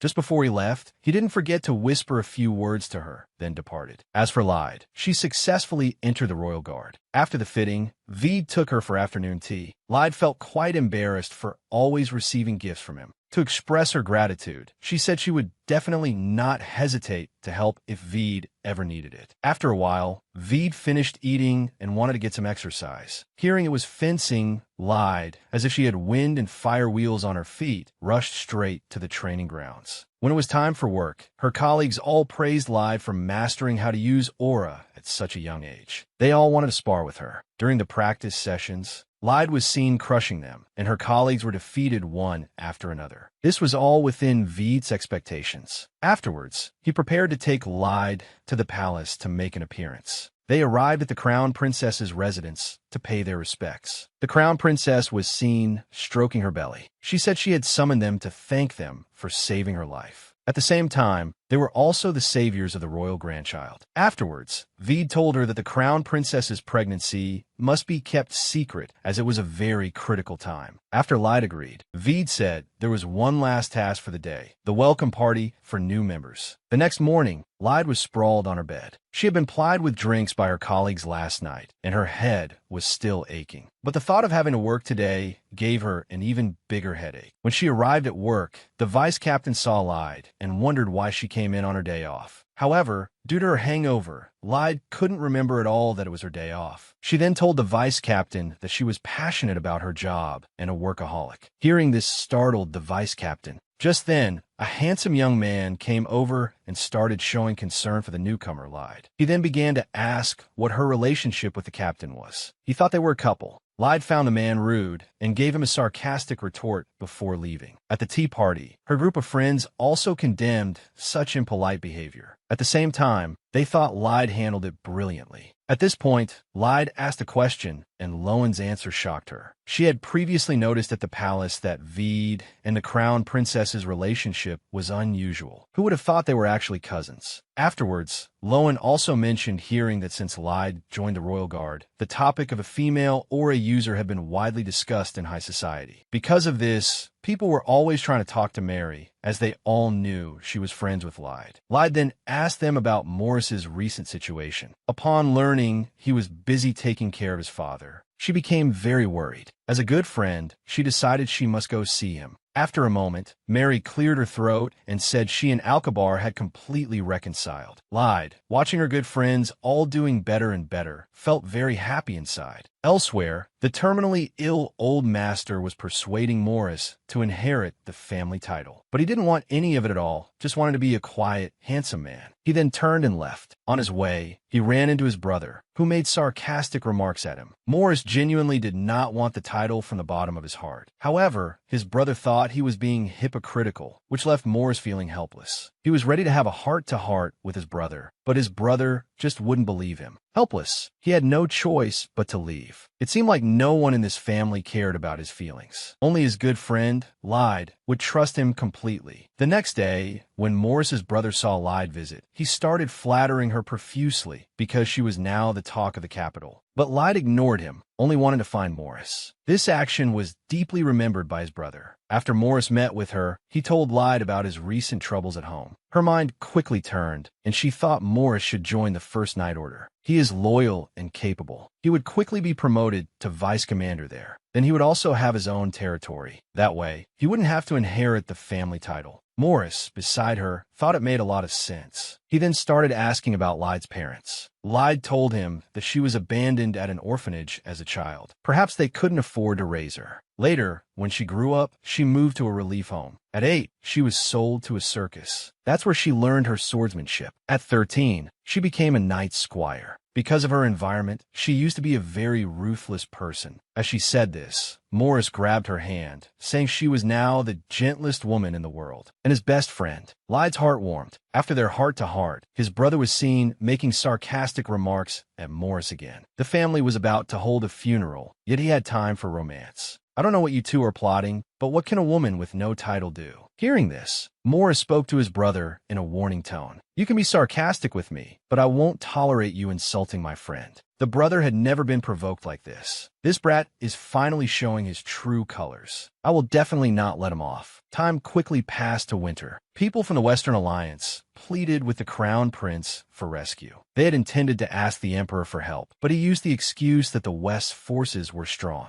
and refused to send support. The demonic beast that appeared this time was a giant with regenerative abilities. Marquis Paisha also wanted to talk with the Crown Prince. After understanding the situation, he dismissed the man. Then, the Crown Prince and Veed discussed countermeasures. In this situation, their only chance of winning was to send the entire Royal Guard. But the fatal problem was that the Royal Guard was directly under the Emperor's command. If the Crown Prince gave the order on his own, he would surely be imprisoned by the Emperor on charges of treason. And the reason the Emperor refused to send support was to strengthen central authority. At this moment, Veed thought for a bit and believed it was a good opportunity to join forces with the West. And he had a plan. While the central government delayed its support, they would recruit volunteers. Of course, the moment they started recruiting, it would mean drawing a clear line against the Emperor. And Veed himself would personally lead people to the West. But this time, the only ones going were Lyde and Veed. Everyone else was willing to wait for the Emperor's order. When Western nobles saw that only 2 people had arrived, they were all stunned. Veed then explained that although it was just the 2 of them, their strength was equivalent to an entire division. Although Paisha was a bit helpless, he had no choice. So he arranged for them to settle in first. When he saw the 2 of them using one room, he thought they really weren't being treated like strangers. The next day, everyone went to the war room. Veed asked about the current situation in the West. As everyone knew, since the Emperor ascended the throne, the West had always been oppressed. In recent years, crop harvests have been poor, and supplies for the standing army were insufficient. But the Emperor chose to ignore it. As soon as Lyde entered the conference room, she saw a godlike man, Rudol. His massive physique was several times Veed's size. The meeting then briefed the 2 of them on the demonic beasts. They usually have only one eye, but also possess regenerative abilities. However, the regeneration speed is not fast, taking about an hour. The Western Alliance tried a tactic of pouring oil and setting it on fire, but it ended in failure. Currently, they were using food to lure the demonic beasts outside the city walls. Paisha asked the 2 aura users what to do next. At this, Veed corrected him, saying there were 3 aura users. It was clear that Paisha did not think highly of women. Even Rudol joined in with sarcastic remarks. However, Lyde planned to open their eyes and show them the power of a female aura user. Everyone then went to the training grounds. The Western nobles were murmuring among themselves. Udaloo felt this was a complete waste of time. If this woman could kill it in one blow, he'd eat shit. But Lyde infused her aura, which emitted a dazzling light. With just a whoosh, it seemed like nothing had happened. Udaloo watched and shook his head. But what he didn't know was, you have to let the aura fly for a bit. Suddenly, the scarecrow was cut in half. Although the move was powerful, Udaloo still didn't believe it. So he told her to try in a real battle. Everyone went up to the city wall and saw the demonic beast in the distance. Lyde figured it was too tall to get a good angle, so she asked another aura user to lend her a hand. She would use his aura to leap into the air and go straight for the beast's head. Meanwhile, Udaloo and Veed lured the beast into a suitable position. Lyde was seen soaring into the air, gathering her aura mid-flight and using all her strength. With a bang, it was like a nuclear explosion. Udaloo had never seen such power. As the demonic beast fell, Lyde also fell from the sky, but the cushion provided by her aura allowed Veed to catch her easily. After confirming the beast was completely dead, everyone prepared to hold a celebratory banquet, celebrating Lyde's victory. They had found a way to deal with the demonic beasts, and from then on, the Western Alliance looked at Lyde with new eyes. What was unexpected was that Udaloo wanted to have babies with Lyde. He claimed that only the strong were worthy of strong. Lyde, who only wanted to work, how could she be interested in having babies? She immediately rejected him. However, Veed, who was watching from the side, was burning with rage and jealousy. On the way back after the party, the chieftain expressed his deep apologies for not taking Lyde seriously at first. He then wanted to talk to Veed alone. On her way back, Lyde couldn't help but recall the past. The demonic beast had dealt a heavy blow to the West, and the Crown Prince didn't care about the West at all. But now, because of his support, the West problem was resolved smoothly. What she didn't understand was why the current Crown Prince would step up to support the West. It was actually because things around the Crown Prince had changed. The Crown Princess was still alive, and that's what changed the current situation. If the Crown Princess had died because of that attack, he definitely would not be supporting the West like he was now. And in the past, all of this became reality. In the end, the Western Alliance rebelled. Lyde didn't know if this would happen again, but in her heart, she was cheering herself on. To change her surroundings, she had to change herself first. Just then, Udaloo saw her and came over to greet her. And on such a cold day, being a considerate man, he brought a brazier for Lyde. Udaloo's previous view was that female knights were like hothouse flowers, loafers with no real combat experience. Until he met Lyde, a woman with such incredible power. He was just a Western country bumpkin. Just as he was lost in his self-reflection, Lyde suddenly called his name, pulling him back to reality. Lyde then asked Udaloo if all Western men proposed like that. Udaloo said with shame that he had been overcome by emotion at the time. He apologized to her and said that if she needed anything in the future, she should just ask him. At this, Lyde's eyes lit up and she stated her request. Meanwhile, the suspicion between the chieftain and the crown prince completely dissipated because of this aid. So the chieftain decided to meet with the crown prince. Over at the training grounds, Lyde and Udaloo were in the heat of battle. After a while, he really couldn't withstand Lyde's fierce attacks. Just then, Veed told her to stop, seeing her use her hand to block the sword. Veed came forward and showered her with concern. He then took her hand and led her towards the bedroom. There, Veed pinned her against the wall and asked her affectionately, "How do you really see me?" Lyde's heart was pounding like a deer in headlights. She then started to ramble nonsense. But V grabbed her hand and scolded her for her reckless behavior during the spar. Her nonchalant attitude. What did that make of the people who cared about her? After hearing this, Lyde belatedly realized her mistake and quickly apologized. Veed was seen suddenly giving her a loving bump, then swaggering away. Veed went to the fireplace. He was still worried. If Lyde had made a mistake during the spar, that great sword would have split her in two. As he was thinking this, Lyde came up and asked how his talk with the Marquis went. Veed nodded and said that if the Marquis was trustworthy, he would help them. Lyde thought to herself that it was about time to return to the capital. On the other side, Morris was in deep thought. Once his father passed away, he probably wouldn't be able to return to this home anymore. So he decided to settle this matter with his brother. The two of them went to see their father together, who knew that upon seeing them, their father told the brother to give up the title to Morris. But what he never expected was that Morris would say with his own mouth that he would not inherit the title. He said he would join the Night Order. Hearing this, his brother was stunned. His father called him a prodigal son and then threw Morris out of the room. Morris, who waited outside for a long time, felt uneasy. Just then, his brother came out and said to him, "If I were you, I'd run away right now." Hearing this, Morris was dumbfounded. He thought, could this mean his brother was going to kill him? Morris never imagined that things would always turn into the worst-case scenario. If he obtained a title in the Night Order, he would become a competitor threatening his own family's heir. And his father was not the type to let such an obstacle exist. Perhaps he was overthinking it, but it was best to slip away first. While being hunted by his own family soldiers, Morris saw through everything. At the same time, his heart grew completely cold. At this moment, someone was approaching him. Just as he was about to go on a killing spree, he discovered the person was his own brother. However, his brother was also protecting him. He told his men that he hadn't found anything. Before leaving, he left Morris some travel money. Meanwhile, the two of them were trapped by heavy snow. Their journey was severely delayed, but Veed felt that this world for two was exactly what he had hoped for. But Lyde beside him said, "Udaloo is clearly still ahead of us." "What world for two?" And Udaloo, walking in front, looked up at the sky and started humming hair like snow. Because the snow outside was too heavy, the group found a cave. They discovered bear tracks, and everyone became more alert. They took a closer look and saw a large bear in the distance. Lyde thought it would be enough to feed them for several days. After the group sat down, Veed felt that the West was too pitiful. Their food supply was terrible. Udaloo said with dissatisfaction, "The central government is always making the West reduce the size of its army. Without a standing army, we can't possibly fend off demonic beast invasions." Those knights in the capital spend all day chasing women. They can't understand that the West could become a battlefield at any moment. Veed was slightly displeased to hear this, but Udaloo explained, "Not all knights from the capital are like you two." Lyde, eating jerky on the side, watched the show. She thought their argument could be seen as an opportunity for them to understand each other. If all else failed, they could just have a fight. But Veed felt that wasn't necessary. Then, the two of them started to flirtatiously bicker. Udaloo, watching from the sidelines, thought their superior-subordinate relationship was a bit too casual. Veed immediately moved closer to Lyde, saying they were a screen couple, so of course their relationship was special. After they stared affectionately into each other's eyes for 3 seconds, Udaloo felt that the ground was exceptionally hot today. So he stood up and said they could go down the mountain and back to the city. Since they had caught a bear today, dinner was also exceptionally lavish. Veed patted Lyde's head and said kindly, "Eat more so you can grow up quickly." But Lyde thought to herself, "I treat him as a friend, but he treats me like a daughter. That's honestly a bit creepy." The next day, the two of them successfully completed their mission and prepared to return to the capital. Veed believed that the biggest contributor this time was none other than Lyde. He said she had to show him if she had any new moves next time. But Lyde said he could see them in their next sparring session. The news of the elimination of a high-level demonic beast in the West quickly spread to the capital. They praised the female knight, and the berserker from the West had proposed to her. This man must be very outstanding. The entire social circle of the imperial capital was abuzz with stories about her alone. However, when she returned to the capital, she received countless invitations from high society. Everyone was excited to see her again, and their attitude towards her was also gentler than before. But then came a piece of news that greatly shocked Lyde. Due to the death of Morris's father, Lyde suggested going to his hometown to see him. But Mary, considering Morris's current situation, persuaded Lyde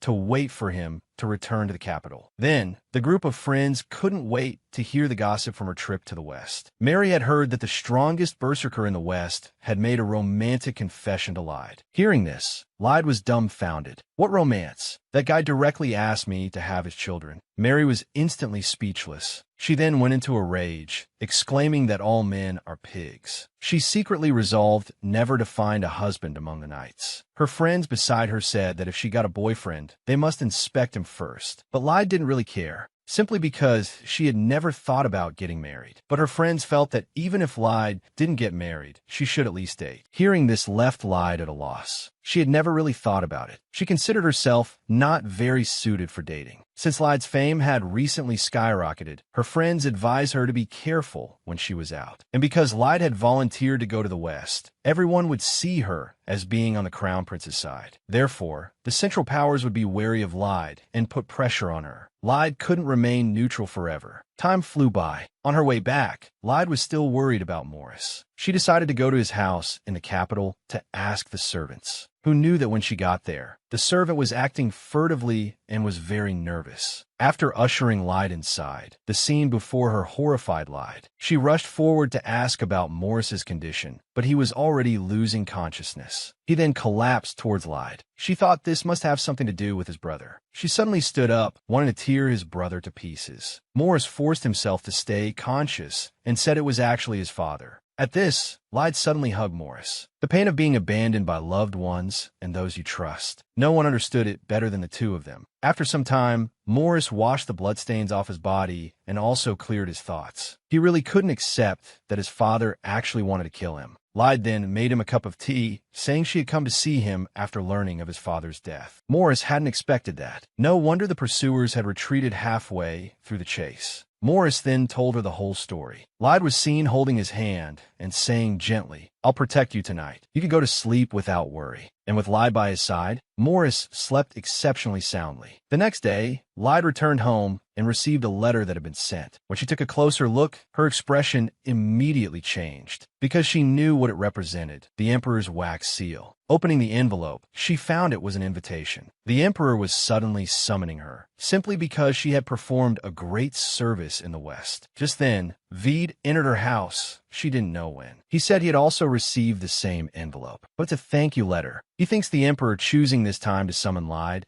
is probably the best excuse to lure her in. He then inadvertently noticed that Lyde didn't look well. Out of concern, Veed thought she must be afraid of the Emperor and then comforted her. But Lyde was certain that in this life, she would absolutely not be backstabbed by the Emperor again. Seeing her determined gaze, Veed felt it wasn't a big problem anymore. We'll talk about it on our next date. But on his way back, Veed was still very worried. He had actually long anticipated today's situation. The Emperor would use it as an excuse to approach Lyde. The various factions were observing each other, and the situation was gradually changing. And on the Emperor's side, his containment of the Crown Prince would become even stronger. The Emperor also married a girl of similar age to the Crown Prince as the new Empress. No one thought the Crown Prince could hold his position. But the Empress did nothing about the third prince's tyrannical behavior. Could it be that she wasn't interested in politics? But if Ariel gave birth to a boy, the entire atmosphere of the royal family might become different. On the appointed day, Lyde met the Emperor. The Emperor had her take a seat and then praised her achievements in various ways. He then stated that he had summoned her this time to ask a favor of her. Recently, a reactionary force disloyal to the royal family has emerged. I want to suppress this reactionary force and restore the authority of the royal family. So I plan to gather talented individuals, reorganize the Akschwerts, and have Lyde become the first member. These words frightened Lyde. She had never imagined things would develop this way. She immediately stood up and knelt before the Emperor, stating that she could not bear such a heavy responsibility. But the Emperor was not to be trifled with. Such matters could only be decided by him. However, in order not to repeat her past mistakes, Lyde still insisted on her position. Later, the Emperor assigned her another task, to serve as the third prince's guard. As it happened, she ran into Veed shortly after leaving. After learning what had happened, Veed felt the task was truly a waste of her talent. Veed was seen approaching her and saying, "You know I'm worried about you, right?" Lyde nodded. Veed said that in that case, she should listen to him normally. Someone like Lyde who risks her life for everything will get into trouble sooner or later. No matter what happens in the future, Veed will be her strong support. When she learned that she was irreplaceable to Veed, Lyde's face. She moved close to Veed and told him something in a low voice. As a result, after Veed went back, he was so angry he punched a hole in the wall. It turned out the matter of the reorganization was deeply troubling Veed, a man who wouldn't even spare his own wife and child. How could he possibly spare another son? Veed then hurried to find the Crown Prince, who knew that as soon as he entered, he saw a familiar face. It was Veed's older brother, Ravis. He could see that his younger brother had important business with the Crown Prince, so he excused himself first, telling him to come visit his home when he had time. After he left, Veed told the Crown Prince what had happened. The prince was surprised to hear the news, and that Lyde had been assigned to protect the third prince for refusing to join the personal guard. Hearing this, The crown prince greatly admired Lyde and said he would take her under his protection. The crown prince then asked Vede who might join the personal guard this time. But based on Vede's analysis, he believed those who received invitations would likely not refuse. Once the personal guard was established, the emperor would become even more unrestrained. At this moment, Vede saw a letter on the table. The crown prince said it was from the second prince. Rudol had already left the east and was heading north. What the crown prince couldn't understand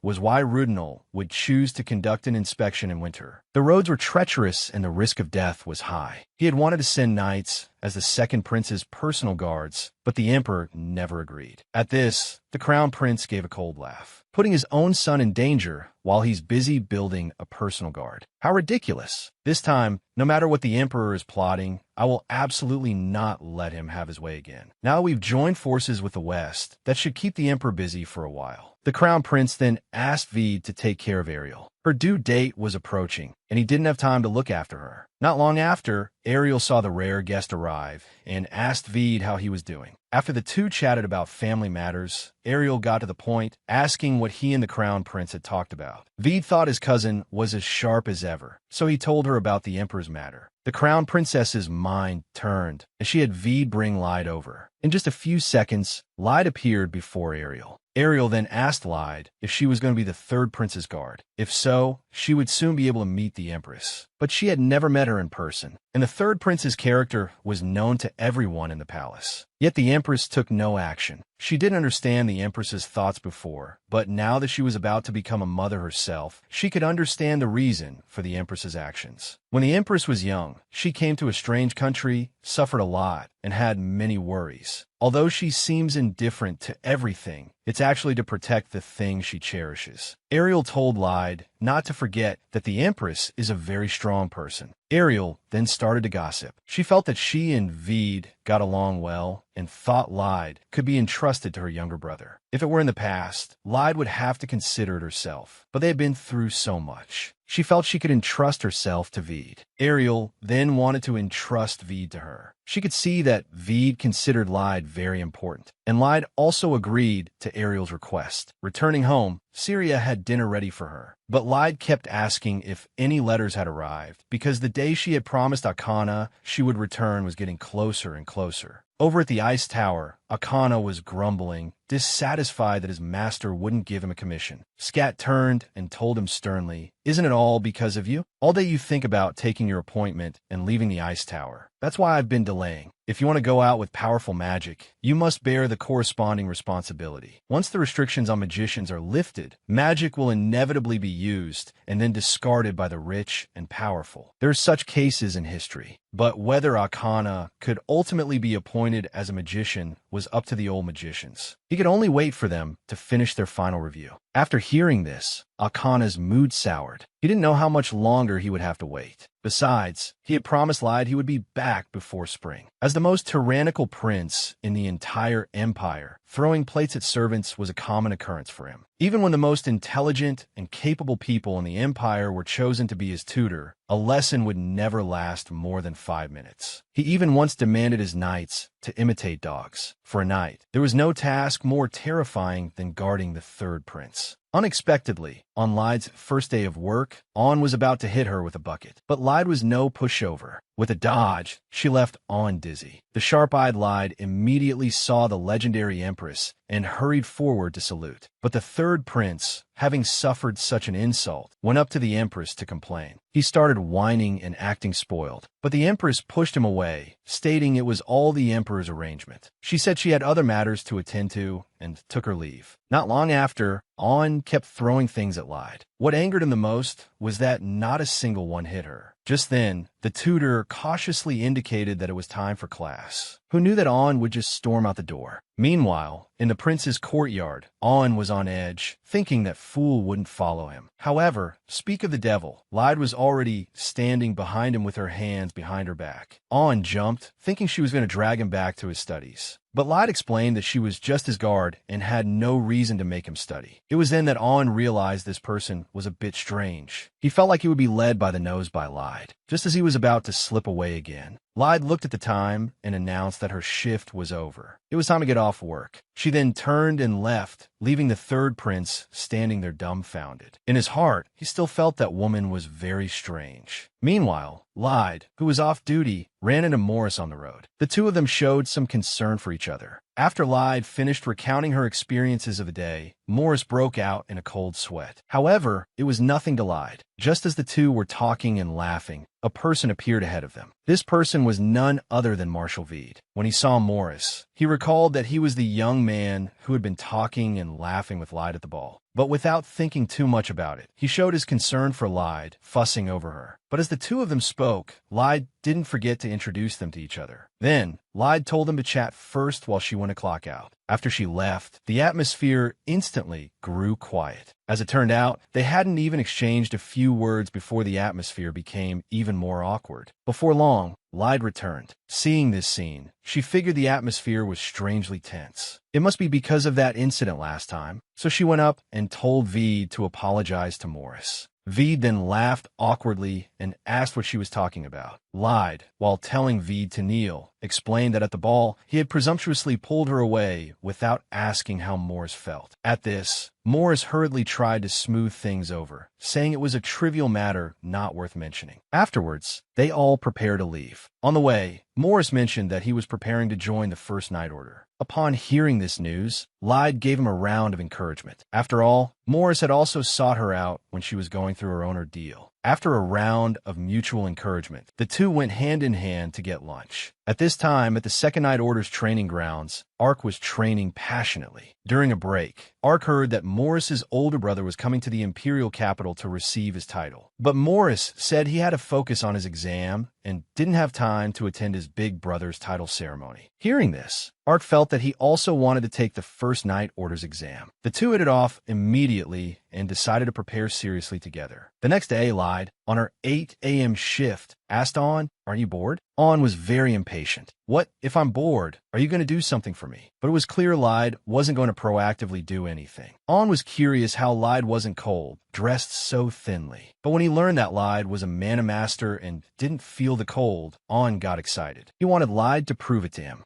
Lyde then held out her hand, and a ball of mana condensed in her palm. A radiant light illuminated the room, dispelling the cold. This quickly captivated On. He wanted to have mana too. Lyde told him that as long as he worked hard, he could also have a mana core. But it was obvious On didn't want to work hard. He wanted Lyde's mana core directly. He then reached his hand toward Lyde. Suddenly, a memory from her past life surfaced in Lyde's mind. She subconsciously grabbed On's hand. Coming to her senses, Lyde immediately apologized. On was also startled. A little shaken, he didn't dare pursue the matter. Lyde then explained that her mana core was obtained through her hard work. If On wanted one too, he just had to work hard himself. Hearing this, On thought, "Then you can teach me." Lyde stated that she was not responsible for teaching On swordsmanship. So On went to the Empress's palace, wanting to ask his mother to have Lyde teach him. But he was turned away at the door by his mother. As slow as On was, he could see that his mother was avoiding him. He pushed aside a lady-in-waiting and ran out alone.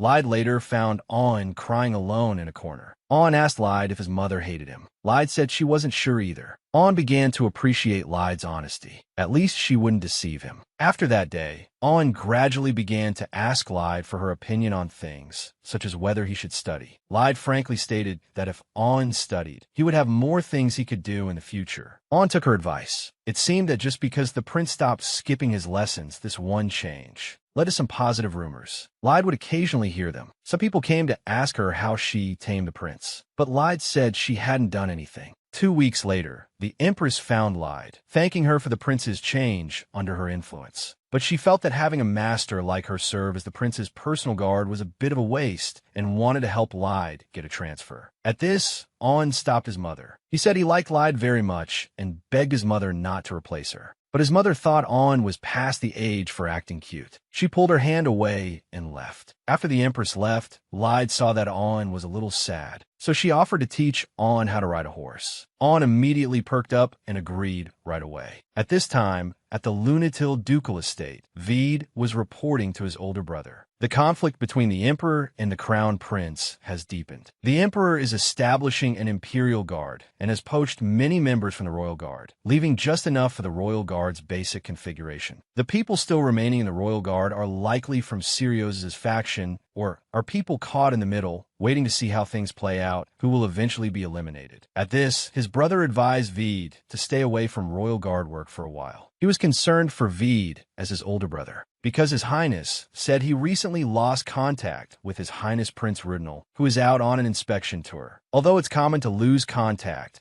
due to avalanches during winter inspections, I have a bad feeling. If the prince is really missing, it's definitely not an accident. He advised Vede not to participate in the search. But Vede appeared very relaxed, telling his brother not to worry. He wasn't the captain of the royal guard for nothing. Then, his brother suddenly became curious about Vede's love life. He even thoughtfully offered to introduce Vede to someone. Vede told his brother to cut it out, saying that he already had someone he liked. This made his brother even more curious, who hurriedly asked for a name, address, and date of birth. Vede had no choice but to flee, leaving the place. After leaving home, Vede, in his carriage, couldn't help but recall his brother's recent question. Lyde's face naturally appeared in his mind, but he immediately shook his head. Now is not the time to be thinking about such things, because once the Imperial Guard held its inauguration ceremony, a purge would sooner or later follow. That was obvious. Half of the people in the First Royal Guard had gone to the Imperial Guard. Vede could only do his best to protect the people who were left. A few days later, at the Crown Prince's palace, as expected, Vede received a mission from the Crown Prince to rescue Prince Rudol. They had investigated. There had been no avalanches in the Talon territory recently. Moreover, Viscount Adeline had arranged a guide for the prince. This gave the Crown Prince a bad feeling, but he couldn't let His Majesty know that he had received this intelligence. The person pulling the strings behind the scenes could be His Majesty. Vede understood. This meant he had to go to the north alone to search for Prince Rudol. He believed that only Vede could accomplish this task. Vede accepted, although he felt a little sorry toward his brother. How could he betray the trust the Crown Prince had placed in him? In the First Royal Guard office, Vede, apparently using the excuse of having contracted the Western flu, handed his work over to the vice captain. The vice captain, in turn, was concerned about Lyde, who had gone to the west with Vede. Lyde, however, said she was fine, but the vice captain still requested that Lyde rest for the time being. At the same time, he informed her that the emperor had given an order. She no longer needed to serve as the prince's guard. The vice captain then went to handle his work. Afterwards, Lyde went to see On. On was very happy to see Lyde. He quickly ran up to hug Lyde, showing off that he had finished all his homework for the day. But Lyde was there to tell him that she might be sick and was in the incubation period. Therefore, Night Tal would be taking her place as the prince's guard for the time being. On was very dejected to learn this, but after Lyde promised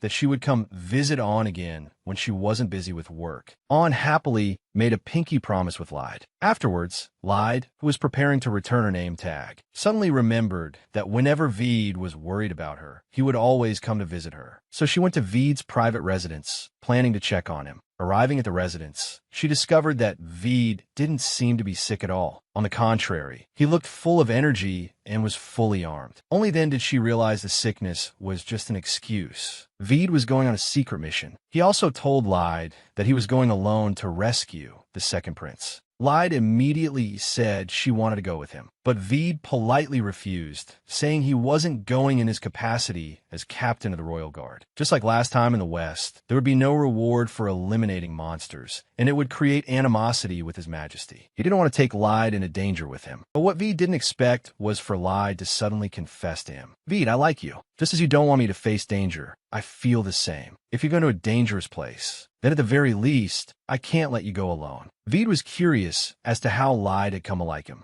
In truth, Lyde had never thought she would come to like Vede. Their first meeting was not pleasant, so Lyde only felt very uncomfortable around Vede. But after that, Lyde began to have expectations for Vede as a friend, trust as a colleague, guilt, gratitude, and even the desire to rely on him. Only then did she realize how she truly saw Vede. just as Veed gradually thought that things were developing in the direction he imagined. Lied, however, said, "This is probably what's called being best friends, right?" The abrupt sentence turned Veed into a cold corpse. Although he was heartbroken, Veed still said he was fine. He also agreed to Lied's request to meet at 2 a.m. under the last streetlight in District 3. Soon, the early morning arrived. Lied arrived as promised and saw Veed, all packed and ready to go. Both of them had disguised their features. Afterwards, the two of them traveled with a merchant caravan. During a break, Veed leaned against Lied. Lied wasn't sure what this feeling was. She only felt a tickle in her heart and was very happy. Following the caravan, the two arrived at a small town. Because they had to change carriages multiple times the next day, they needed to rest early. But they didn't expect that the rooms here were even more run down than the West. Not only was there just a mattress, but there was also only one stove. At this, Lied asked Veed if he wanted to sleep with her. Although Veed was very tempted, respecting the code of chivalry, he hurriedly refused. In the end, Veed decided to sleep by the door. Looking at Lied sleeping soundly before him, Veed wondered if she even saw him as a man at all. The ice tower. Arkana couldn't stand it anymore. If his teacher told him again today to just wait obediently for the elders to approve his appointment, he would immediately rush into the elders' meeting room. His teacher had no choice but to explain helplessly. Outside the ice tower, there are some people called the laggards. They are a special group of magicians who wander the outside world. The powers of magicians and mana users have similarities. Some magicians who were active outside the ice tower and came into contact with mana users began to covet the power of mana. The energy of mana users comes from their mana cores. Those magicians researched a method to absorb the power of mana cores and intended to put into action. Although they were discovered and stopped by the elder magicians of the ice tower, and their plan ultimately failed, a small number of people who participated in that plan escaped the ice tower and went into hiding. They concealed their tracks. But after that, cases of magicians who left the ice tower losing contact became frequent. So the elders determined that the organization was still being passed down. They call them the laggards, but they still have not grasped what kind of goals they have or where they are active. This is why the elders won't let you go. Arkana, however, felt that if they didn't plan to go out and investigate,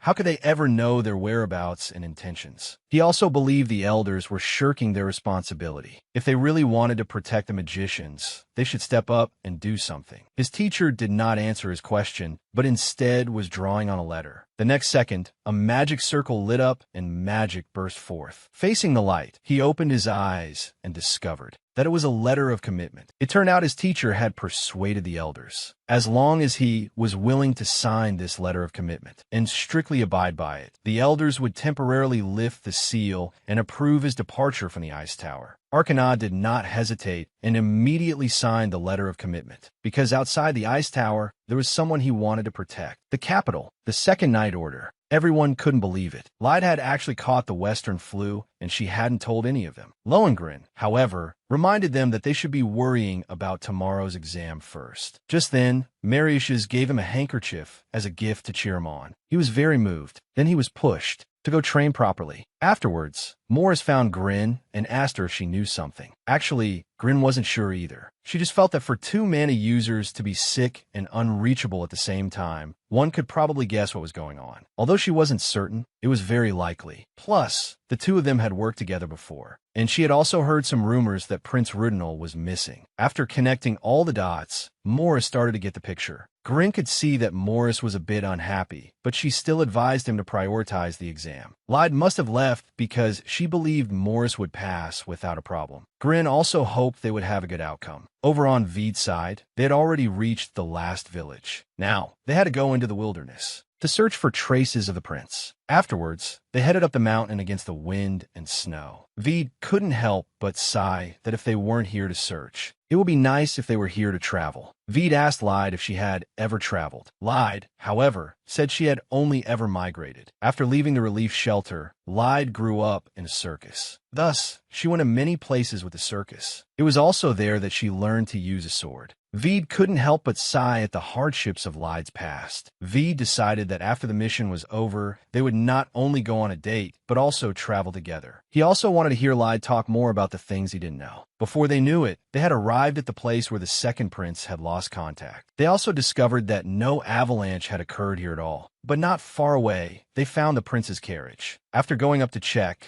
V discovered that there were indeed bodies in the carriage, but they were all attendants. The prince was not here, and Lyde discovered the body of a horse, its neck severed by a single slash. With this level of skill and power, even if it wasn't a mana user, it likely wasn't an ordinary assassin. But they found nothing else. The two decided to continue searching the vicinity. By nightfall, the two still hadn't found any more clues. The attack on the carriage must have happened a long time ago, so it was difficult to track. At this point, Veed asked Lyde if she knew Prince Rudol. Lyde recalled her past life. Prince Rudol, along with her, had been framed for the crime of assassinating the crown prince. But Lyde couldn't quite recall what kind of expression the prince had when they were accused. Afterwards, the two began to talk about the royal family secrets. The current emperor ascended the throne when he was 10 years old. Because he was so young when he took the throne, the Empress Dowager had to rule as regent. At that time, the power was in the hands of the Empress Dowager. All the nobles paid His Majesty no mind. The Empress Dowager also deliberately condoned this atmosphere. So at that time, His Majesty had, you could say, almost no political presence. But today's emperor wields unprecedented power. At the age of 16, His Majesty married the late empress. They had a child soon after the marriage. After that, he gradually took back the power that had been seized by the Empress Dowager and consolidated his own faction. The problem was, even though he had taken back power, His Majesty still wanted to continue strengthening his own power. He even went so far as to fear that his capable son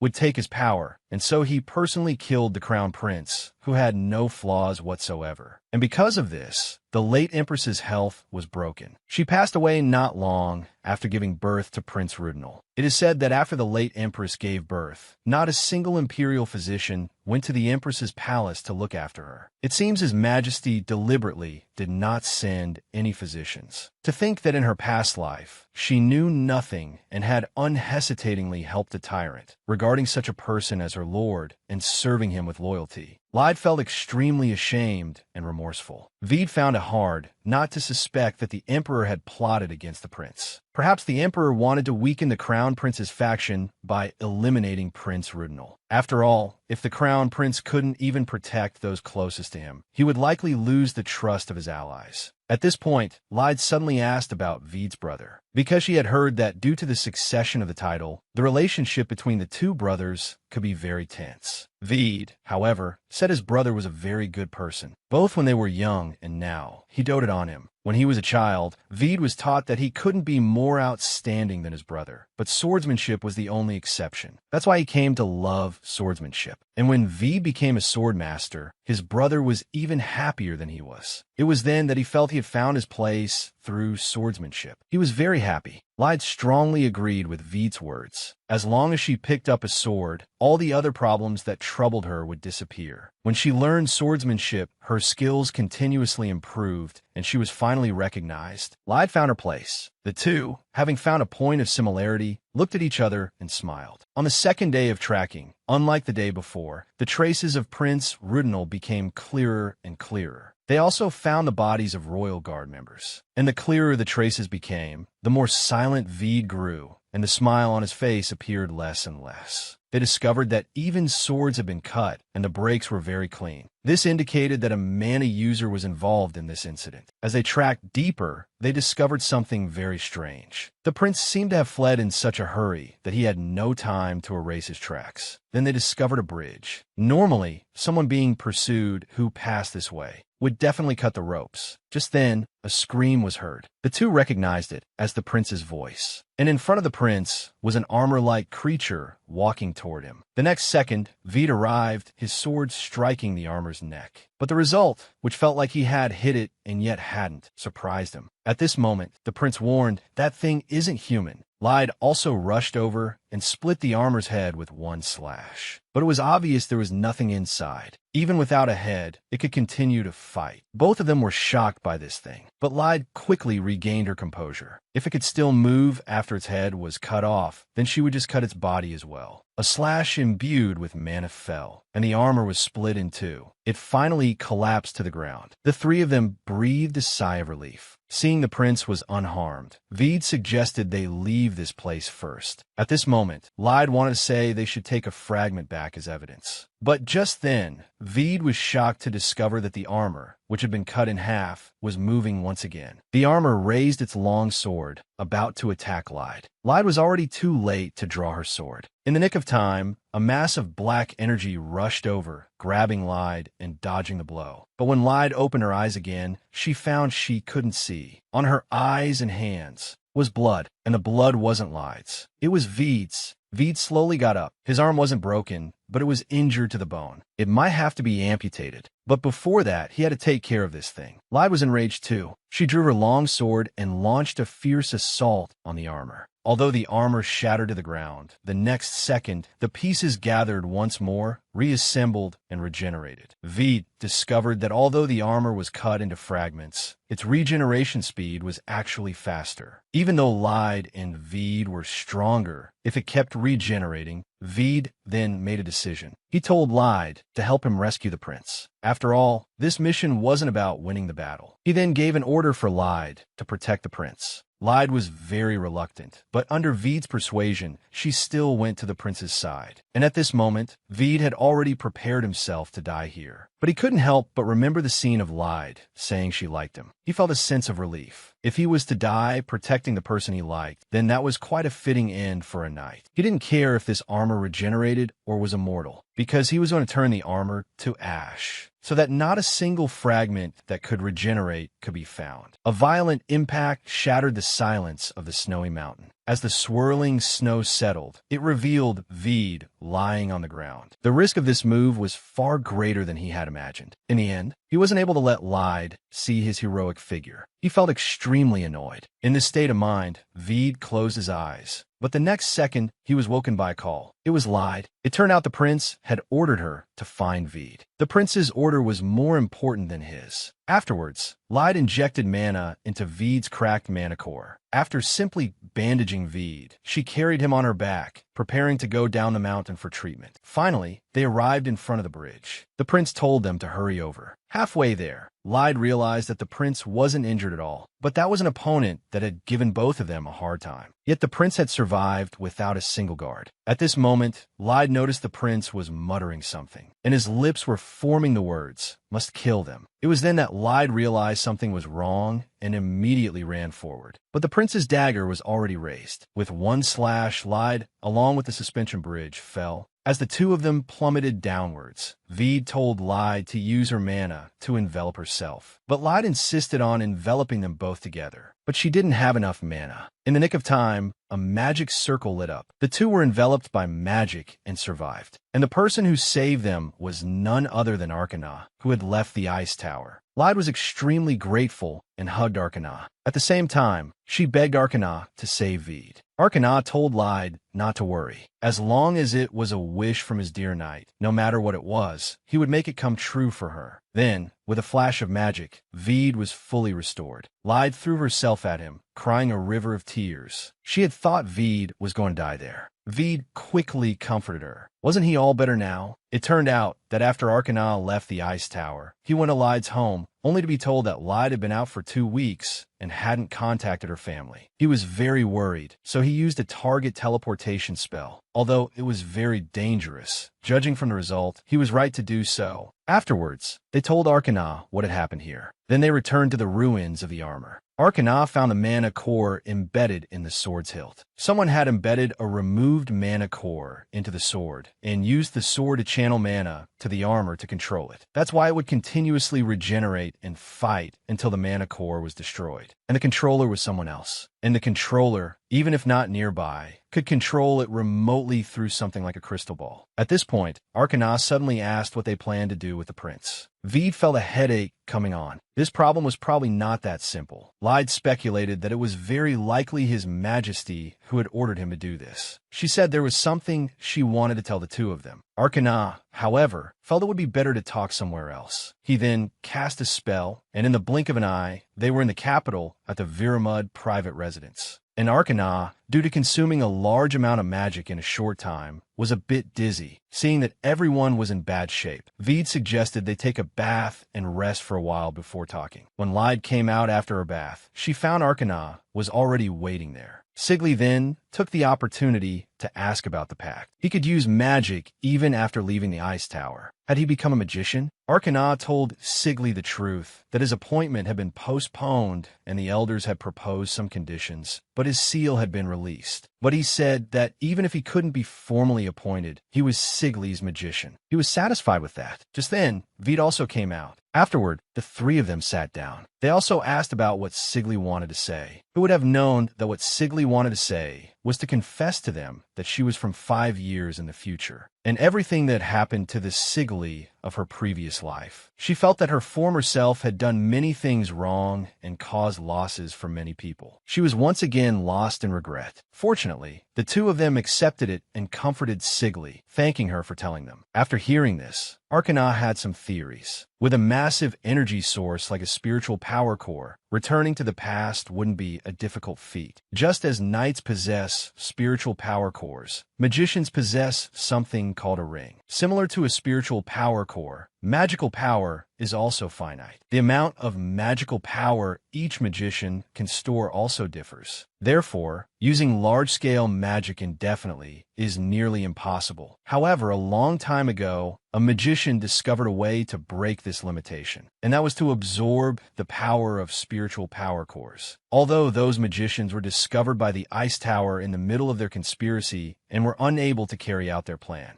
But because the Ice Tower failed to eliminate everyone involved in that plan, the Ice Tower elders deduced that there are still magician organizations roaming outside the Ice Tower. The Ice Tower calls them the stragglers, and Arcana's mission for coming out was to ensure he wasn't recruited by the stragglers, while also searching for their traces and monitoring them. And he has now obtained a clue. So they just need to find the owner of this spiritual power core. If the owner can't be found among the current spiritual power users, then it's highly likely it belonged to a spiritual power user who was hunted in the past. In short, he believes Sigli's rebirth was likely a type of magic cast using a spiritual power core. Perhaps it even used Sigli's own spiritual power core. Unable to figure out so much, Veed suggested they stop talking for the day. The rest could be sorted out slowly later. Then they each returned to their rooms. After returning to his room, Veed couldn't quite sleep. The thought that he had almost died today made him feel secretly fortunate. But he hadn't expected that. While he knew he liked Sigli, he hadn't realized it had reached the point where he was willing to give his life for her. However, just as he was tossing and turning and about to fall asleep, a pair of hands reached over. He grabbed them reflexively and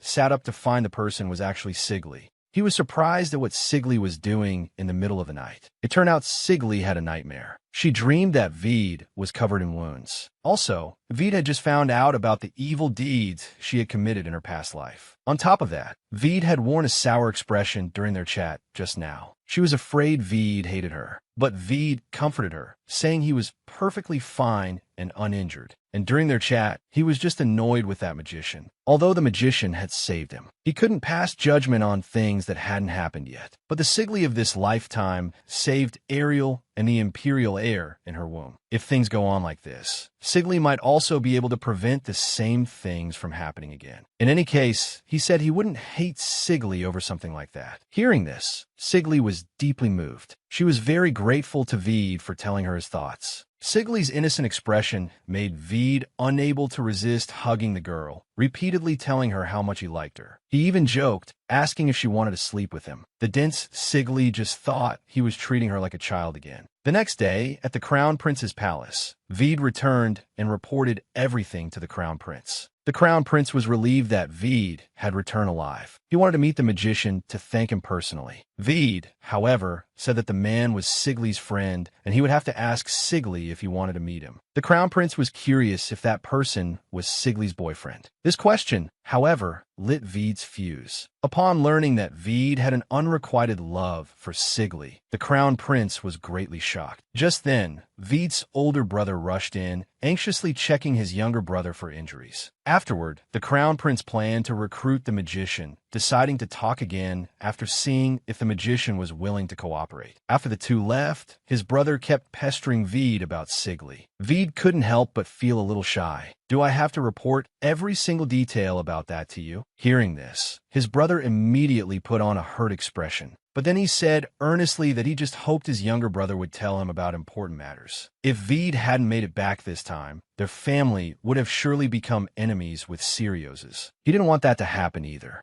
He had to ensure his brother's safety. Later, Vede invited Sigli and Arkana to his private residence. Sigli was curious why he had to ask her about introducing Arkana to the Crown Prince. Arkana repeated that it was because he was Sigli's exclusive magician. He wouldn't meet anyone not introduced by her. Afterward, with Sigli's consent, Arkana decided to meet the Crown Prince. But before that, he was going to see Syria. But as Vede was seeing Arkana out, Arkana asked him, "If I asked you to give up on Sigli to repay the favor of me, healing your arm and eye, what would you do?" Vede answered with a contemptuous smile, "Then you can just take my arm and eye back." Arkana had already anticipated this answer, but he wouldn't take back Vede's eye and arm, because that was Sigli's request. But if Vede continued to put Sigli in danger, he wouldn't just stand by and watch. And Arkana wouldn't give up either, because he had already promised to offer even his soul to Sigli. Syria was very worried about Miss Sigli, but after learning that Sigli was unharmed, she finally relaxed. Then she grabbed Arkana. It turned out she had recently learned many methods for making delicious food, and she had always wanted to cook for her brother. After receiving her brother's praise, Syria was overjoyed. She was extremely grateful to Sigli. If it weren't for Sigli, she would never have even dared to dream of cooking. So she was determined to become a real chef. That's right. If it weren't for Sigli, Syria probably wouldn't be able to smile so happily. But when he was back with Sigli, Arkana suddenly mentioned that he and his sister were the children of serfs. But runaway serfs were considered criminals. After their parents were discovered by the Lord, they were brutally murdered. That Lord was just like the Count who had kidnapped Syria before. A piece of trash who treated people like toys. Wanting to protect his sister from the Lord's abuse, he chose to go to the ice tower. He was rejected, but he waited resolutely at the gate for a whole night. Finally, his teacher came out. She accepted Arkana, but she demanded that he give up on revenge. Although he was reluctant, he agreed for his sister's sake. But in the end, he nearly lost Syria during the final process of becoming a magician. It was thanks to Sigli's rescue.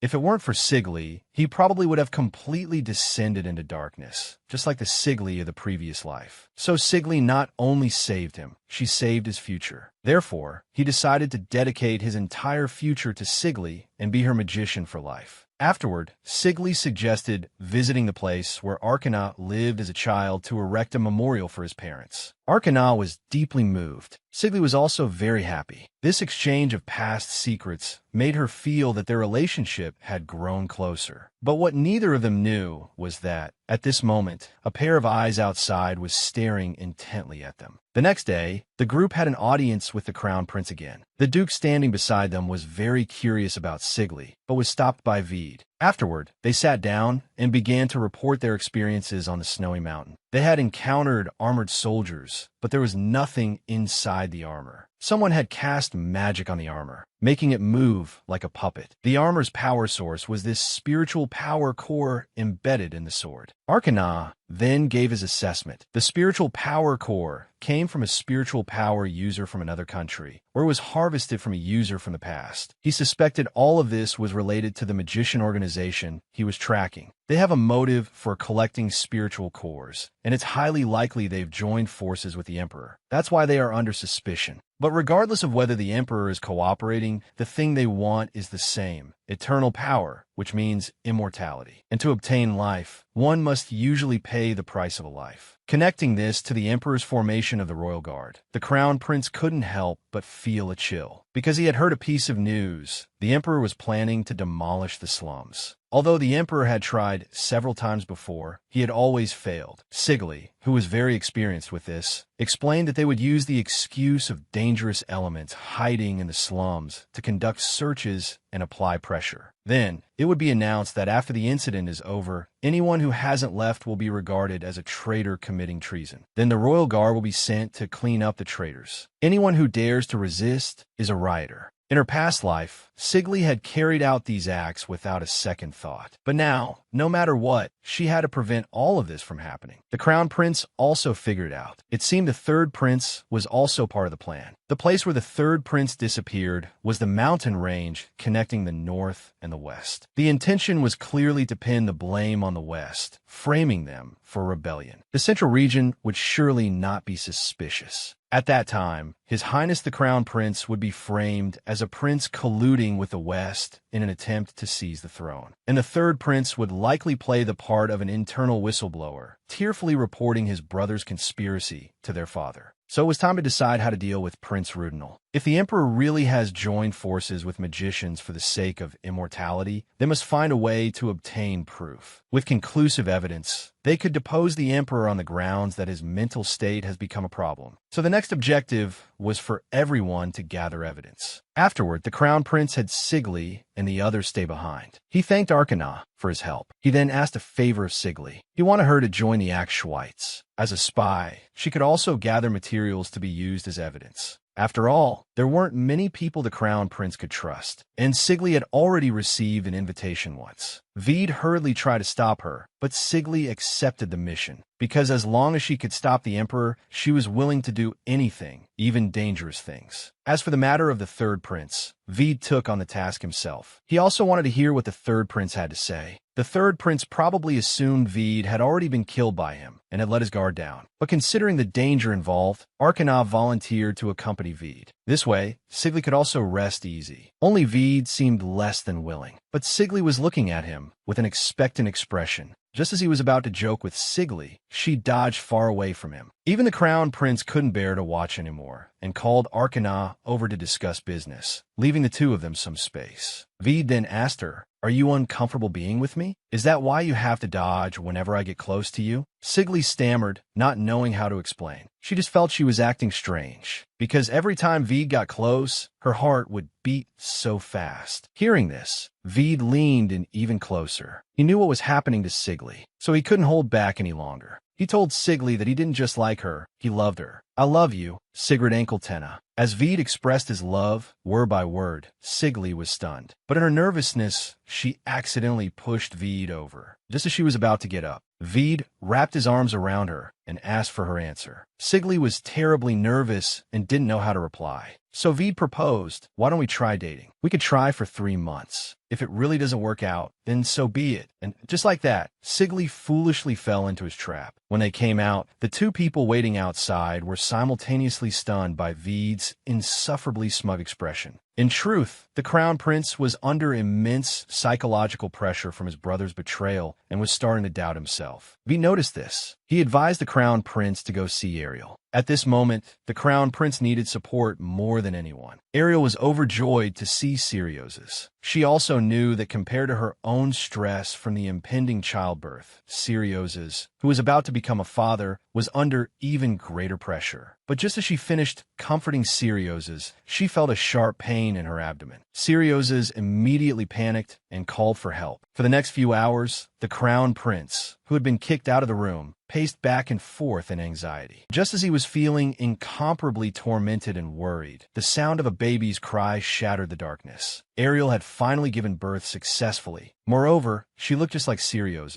and it was a girl. The family of 3 smiled happily. Due to the birth of the imperial granddaughter, the imperial capital was filled with a festive atmosphere. Although she was a girl, she was the Crown Prince and his wife's first child. So Her Highness the Princess was welcomed with cheers from everyone. Amidst this festive atmosphere, Sigli met with Gwingrin and Marie. They were very worried about Sigli, but she was afraid they would be in danger if they knew the truth, so she had to lie to them. However, upon learning that Sigli and Veed had started dating, their attention was diverted. After the initial gossip, they grew more concerned. After all, Veed used to be a playboy. Afterward, Sigly also told them about her plan to join the Royal Guard. Only then did she find out that both Morris and Akeelto had been accepted into the Royal Guard. Sigly was very worried about them. If they were to be assigned to carry out the slum demolition plan, it was truly hard to imagine. After the gathering, Marie couldn't help but remark that they seemed to have become much closer to Sigly. She had never imagined they would become so familiar, especially since they had disliked each other so much just a few months ago. Now, they couldn't help but worry about her. It seemed they had truly become good friends. Gwingrin felt the same way. It was precisely because they liked Sigly that they found her so precious. Afterward, Gwingrin prepared to pull some strings for her precious friend. At the Illison Marquis, Gwingrin found her fiancé, Haitian Illison. She had come to learn about matters concerning the Royal Guard. The nobles were all dissatisfied with its formation, but the Emperor had insisted on creating it anyway. And considering the Emperor's personality, he might use it to eliminate certain people. So the Royal Guard placed a great deal of pressure on the nobility. It was Gwingrin who had suggested to her fiancé that they be wary of the Royal Guard. She guessed that Sigly's reason for joining the Royal Guard wasn't so simple. Her fiancé understood instantly. He would cooperate and try to apply some pressure so the Emperor couldn't focus on internal control. As long as there was chaos, many vulnerabilities would be exposed. But he found it strange. Gwingrin interfering in politics for a friend, it wasn't like her. Gwingrin felt that Sigly was the kind of person who would come save her no matter what danger she was in, simply because they were friends. A few days later at the Imperial Palace, Sigly had an audience with the Emperor and brought up joining the Royal Guard. To her surprise, the Emperor warmly welcomed her. What was even more unexpected was that the person handling her paperwork was none other than Eret. Moreover, Eret had already been promoted to the position of team leader. In addition, in the lounge, she saw Akeelto and Morris. Upon learning that the three of them knew each other, Eret grouped them into a temporary team. The two immediately grew curious about how Sigly had transferred here. Sigly didn't explain, instead congratulating them on their successful promotions. The newly formed Royal Guard had yet to receive any orders, so everyone had been idle lately. Afterward, Sigly went to change into her uniform. Akeelto, meanwhile, started persuading Morris to confess his feelings. Morris figured it out as well. He had to muster his courage and try once before it was too late. After trying on the uniform, Sigly was surprised at how poorly it fit. She had to take it to be altered, so for the time being, she could only wear her Knight Order uniform. Just then, the third prince popped out. He missed Sigly very much and kept showing off the results of his recent diligent studies. Then, the third prince began to beg Sigly to teach him swordsmanship. Little did he know, this was the beginning of a nightmare. First came hellish physical conditioning. Then came hellish strength training. And after that came hellish aura training. By the time the third prince returned at the end of it all, he felt like he was floating. When Sigly returned, she found the two of them waiting for her. Perhaps wanting to help Morris create an opportunity to confess, Akeelto suggested the three of them go out for a celebratory drink. The three of them then went to a tavern. But when Akeelto learned that Sigly actually had a boyfriend, he was stunned. Sigly then explained her contract relationship with Veed to them. A dejected Morris lost his appetite for drinking. He then sent Akeelto away and walked Sigly home alone.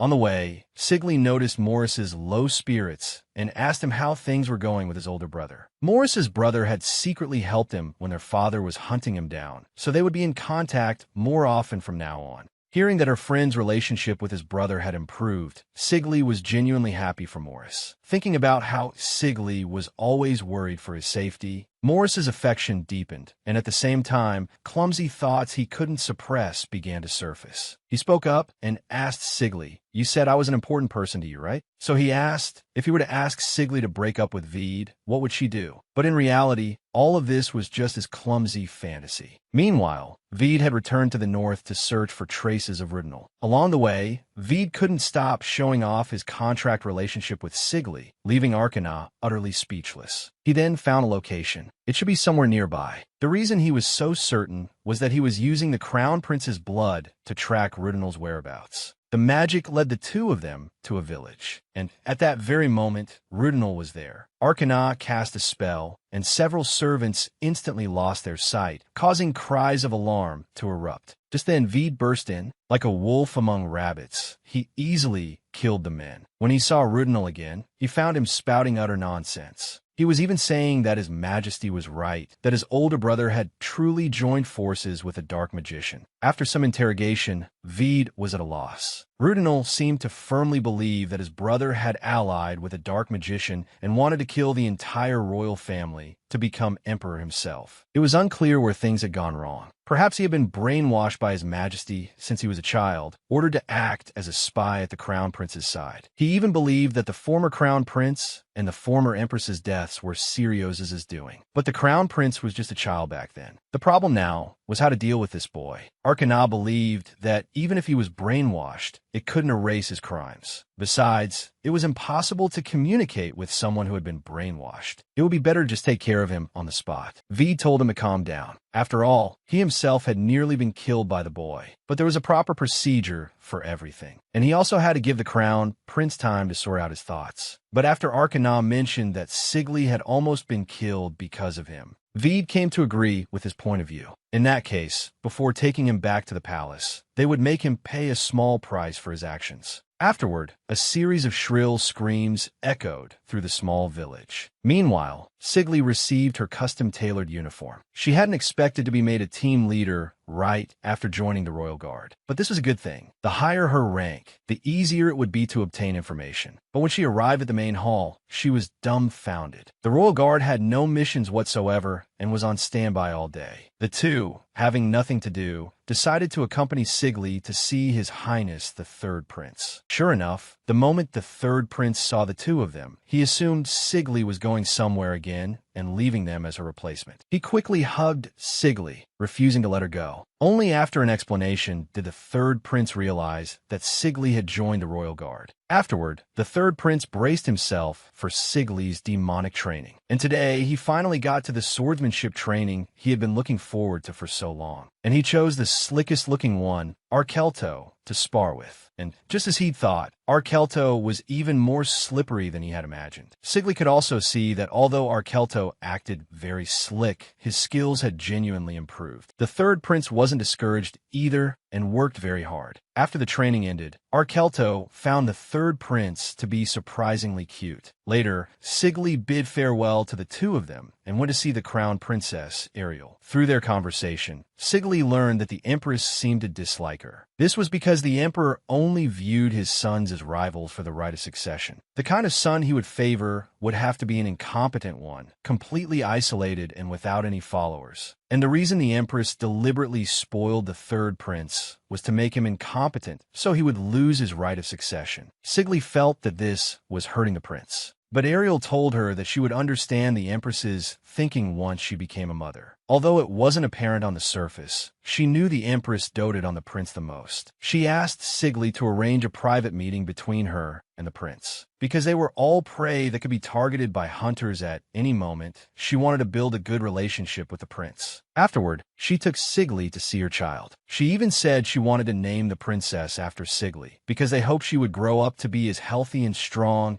as the Empire's first female master swordsman. This, however, made Sigli extremely flustered, so the Crown Princess had to choose her backup option. But she sincerely hoped the child would grow up healthy. Sigli said that she would help protect her as well. After that, Sigli finally returned home. Syria found Sigli, saying she had something to tell her. But she didn't expect that Syria's way of having something to say was to present a table full of delicious food she had made. It turned out Syria was desperate to improve, but she also knew Sigli couldn't give her any advice. She had also completely mastered the book Sigli had given her. So she started writing letters to the book's author. The author, perhaps recognizing Syria's passion and dedication to cooking, not only replied, but also invited Syria to his estate to formally study cooking under him. And this author turned out to be from the Lunatil ducal house. He was the head chef of Veed's older brother's household, so Syria wanted to ask Sigli to write a letter of recommendation. Sigli naturally agreed. Syria was deeply moved. She was grateful to Sigli, who had saved her and given her a new life and a dream. And Sigli, in turn, said that Syria and Arkana were like family to her. Hearing this, Syria was even more moved. She hugged Sigli tightly, calling her sister over and over. Afterward, Sigli thought of Arkana and Veed. She wondered how long it would be until they returned, only hoping for their safe arrival. A few days later, Akeelto and the third prince were having a blast playing together. The prince had grown very fond of Akeelto. Akeelto also loved playing with the prince, as it reminded him of his own younger siblings. Morris, however, felt that the prince disliked him because he didn't know how to interact with children. Sigli was surprised. She hadn't expected that the kind and good-natured Morris would also have trouble getting along with people. Thinking of his earlier fantasy, Morris felt he wasn't qualified to be called a good person. Just then, a figure appeared. Sigli hurried over. It was Veed who had returned. The other two, taking the hint, also took their leave. After learning that both of them were safe, Sigli's anxious heart finally calmed down. Just as Veed pulled Sigli into a hug, telling her how much he'd missed her, Sigli pushed him away. Because Sigli was undercover, after all, so Veed had no choice but to suggest asking her out on a date on her day off. After all, Sigli had promised him a date. As Sigli was returning home with a nervous heart, she saw the brother and sister in the midst of a tense atmosphere. It turned out Arkana had found out about Syria's plan to go work in a noble's house. Because of the previous incident with the Count's family, Arkana was triggered. Who knew what kind of person this man, writing to his sister, was? But Syria refused to back down, feeling that the situation was different now. Moreover, her brother's words made Syria feel that her brilliant magician brother always thought he was right,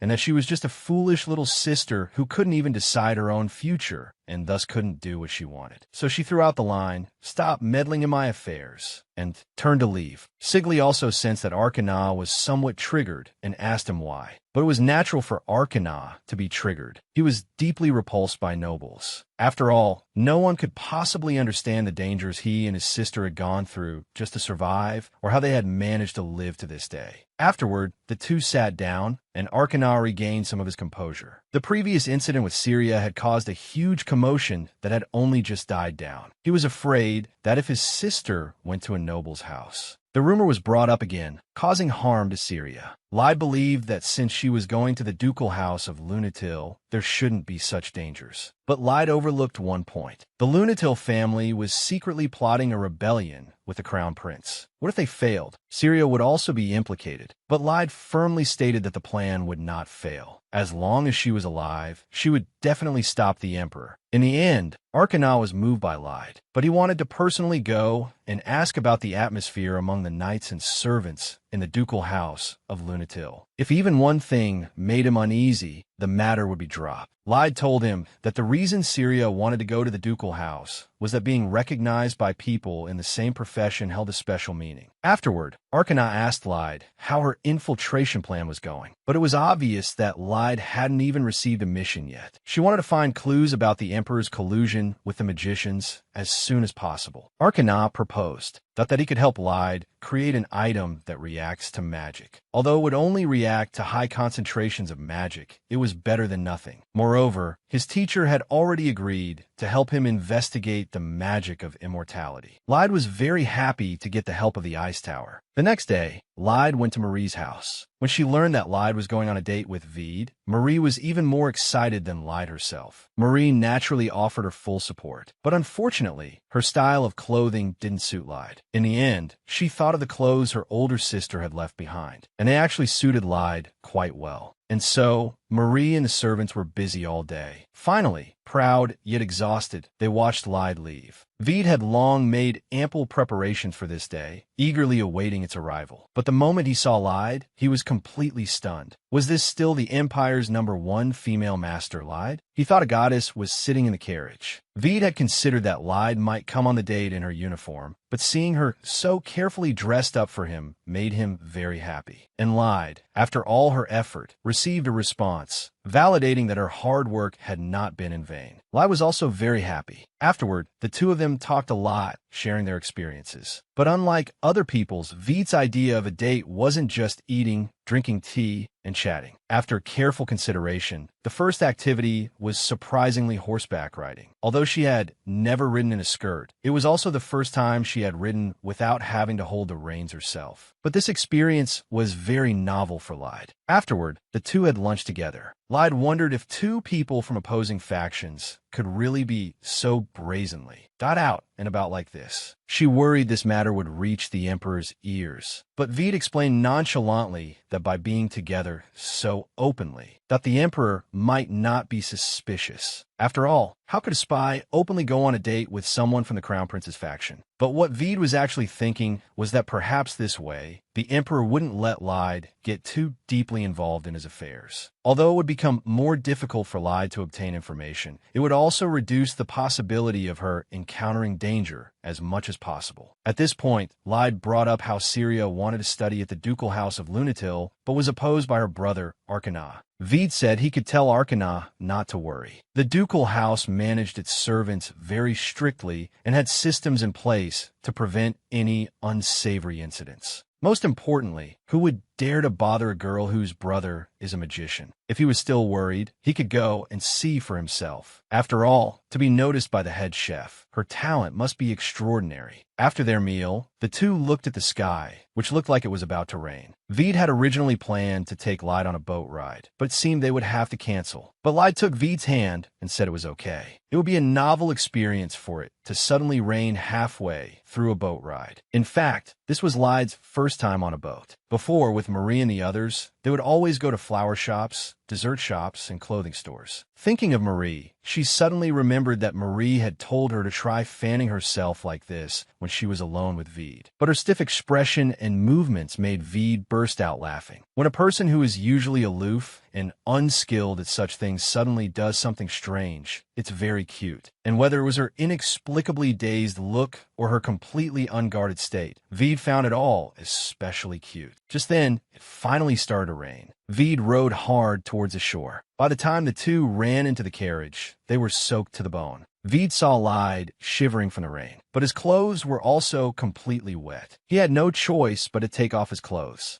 Lyde was already very shy at this point, but Veed suddenly pulled Lyde into a tight embrace. He wanted to use his own body to warm Lyde up. But at this moment, Lyde no longer felt cold. She could only feel herself starting to heat up, and her heartbeat grew louder and louder. So she pushed Veed away, and after muttering a few words of farewell, she hastily jumped out of the carriage and fled. Lyde fled to Marie's house. She felt very sorry for getting Marie's dress wet. Marie immediately had the servants arrange a hot bath for Lyde. Marie didn't care about the dress. She was just upset to see Lyde in such a state. After Lyde came out of the bath, she explained her date experience to the two of them. Marie was furious. They were only in a contract relationship, yet Veed took off his clothes and hugged Lyde. That was sexual harassment. But in truth, Lyde didn't feel offended or disgusted. She just felt her heart beating very fast. She was afraid Veed would also hear her heartbeat, so she was a little flustered. Only then did the two realize that Lyde wasn't disgusted with Veed, but actually liked him. Seeing the adorable Lyde so flustered, as if caught in the whirlpool of love, the two of them immediately broke into doting smiles. Afterward, the two gave Lyde a lot of advice. If she wanted to maintain a proper distance from Veed, she didn't necessarily have to become his lover. Or another option was to honestly tell Veed all her inner thoughts. After comforting Lyde, the three of them slept together in Marie's bed. Remembering Gwingren's words, Lyde decided to have a good talk with Veed tomorrow. The next day, when Lyde went to work, she was teased by Akeelto, who felt her aura was different. He asked if something good had happened. Lyde hadn't noticed the change in herself, until an attendant found Lyde to tell her the Emperor had summoned her. Just then, Morris stopped her and said, "Your state today is not at all like a knight's. If you're going to see His Majesty, you should control your expression." He then turned and left. On the way to see the Emperor, Lyde recalled saying similar things in her past life. Those girls who joined the Knight Order, was it just to fall in love? They didn't look like knights at all. How improper. Now, having realized she liked Veed, she couldn't help but feel a little excited herself. So she immediately adjusted her composure and went to see the Emperor. The Emperor then asked Lyde if she was loyal to him. He confessed that from the moment Lyde said she wanted to join the Royal Guard, he couldn't help but suspect her because Lyde had refused to join before. Such intentions were too obvious, making him wonder if Lyde was a spy or just a foolish knight. But he heard that yesterday, Lyde had gone out with Veed and had a very pleasant time.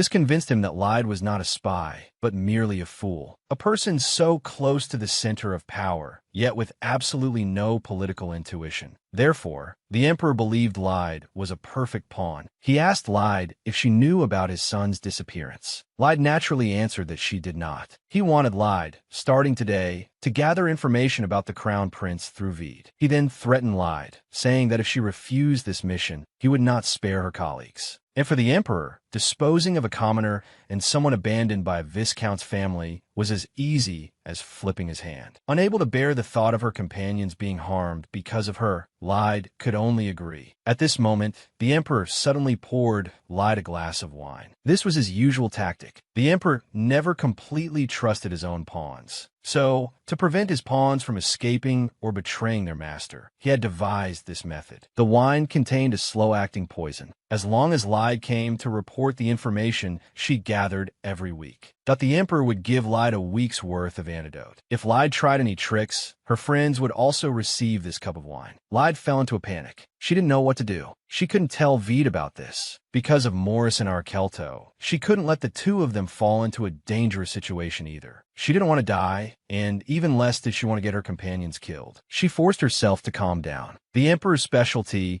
was seizing people's weaknesses and manipulating them. She had to start rationally analyzing the current situation. She had to find evidence or proof related to the immortality magic. To find it, she had to investigate the situation around the emperor, provide him with a mix of true and false information to minimize the crown prince's losses, and simultaneously win the emperor's trust. Not only did she have to conceal key intelligence, but even when providing real information, she had to make subtle changes to the details. Also, she had to keep this from Vede. If she told him, it would very likely ruin everything. So it was better not to confess her feelings. The current situation was fine. Besides, the emperor already thought they were lovers. Fate was cruel. Just this morning, Lyde had been smiling while eating breakfast. Her heart had been leaping with joy at the thought of seeing Vede that evening. But after coming to work, Lyde felt as if she had fallen into a dark abyss, a feeling that everything had vanished. Truly, work is the root of all evil. Afterward, Lyde checked her appearance. After confirming she had returned to her usual nightly state, she went to the third prince. The third prince ran towards Lyde, as usual. Just then, the two of them noticed that Lyde, who had been so happy in the morning, was now a bit gloomy. It seemed something had happened. Afterward, Lyde mentioned to the third prince that the crown princess wanted to see him, adding that he could refuse if he didn't want to. The third prince said meeting was fine, and that he also wanted to see his little niece. But he was afraid of being blamed by the emperor and empress. Lyde would, of course, take him to see the crown princess in secret so they wouldn't be discovered. And so, the third prince agreed. On the way back, the two of them saw that Lyde was not in a good state. They kept asking her what had happened. They were very worried about Lyde and wanted to help her share some of the burden. But Lyde couldn't tell them the truth. She could only explain that she had been assigned a personal mission, but couldn't say what it was. Morris, standing by, realized how despicable and clumsy he had been for saying what he did that morning. He had said those words out of jealousy. He was angry that someone had made Lyde wear that expression, and he knew who that person was. It was clearly a personal matter, yet he had linked it to her professionalism and taken his anger out on Lyde. He sincerely apologized to Lyde, but Lyde believed she had really needed that advice, and that Morris wasn't wrong. Just as Morris was about to explain, Vede walked out, wanted to talk with Lyde. At this moment, Morris noticed Lyde seemed somewhat uncomfortable. Thinking she didn't want to see Vede, he strode forward to block him. But Lyde stopped him. She decided to talk with Vede first and told the other two to go on ahead. But it had been fine when the other two were there. When she faced Vede alone, all the bitterness and grievance in her heart surged up, and she felt her nose tingle. Vede had come to apologize for what happened yesterday, but he noticed that while Lyde said it was fine, that she wouldn't even turn to look at him. He hoped Lyde would tell him her true feelings. Lyde wanted to turn around and tell Vede not to blame himself. But Vede discovered that Lyde was actually crying. He immediately stepped forward to wipe away her tears, realizing at the same time that something was very wrong. Lyde realized that even if she didn't face him, wasn't honest, and even avoided him, Vede would still touch her so gently and worry about her so tenderly. She really couldn't face Vede, afraid that in the next moment she would blurt everything out. She had to run away. Meanwhile, Arkana was very dejected. He thought Syria would have calmed down by now, but she still refused to see him. So he prepared to pay a visit to the ducal house of Lunatil. Just then, a voice sounded in his mind. He instantly realized that the person greeting him was a magician. Unsurprisingly, this person was one of the stragglers the Ice Tower had been searching for, and her purpose for coming, that was to invite Arkana to join them. They had been watching Arkana and greatly valued his potential. Arkana remained very calm. He neither refused nor accepted, instead stating he wanted to learn about the organization first. The magician's name was Fifi. She said that if he was interested, he should come find them.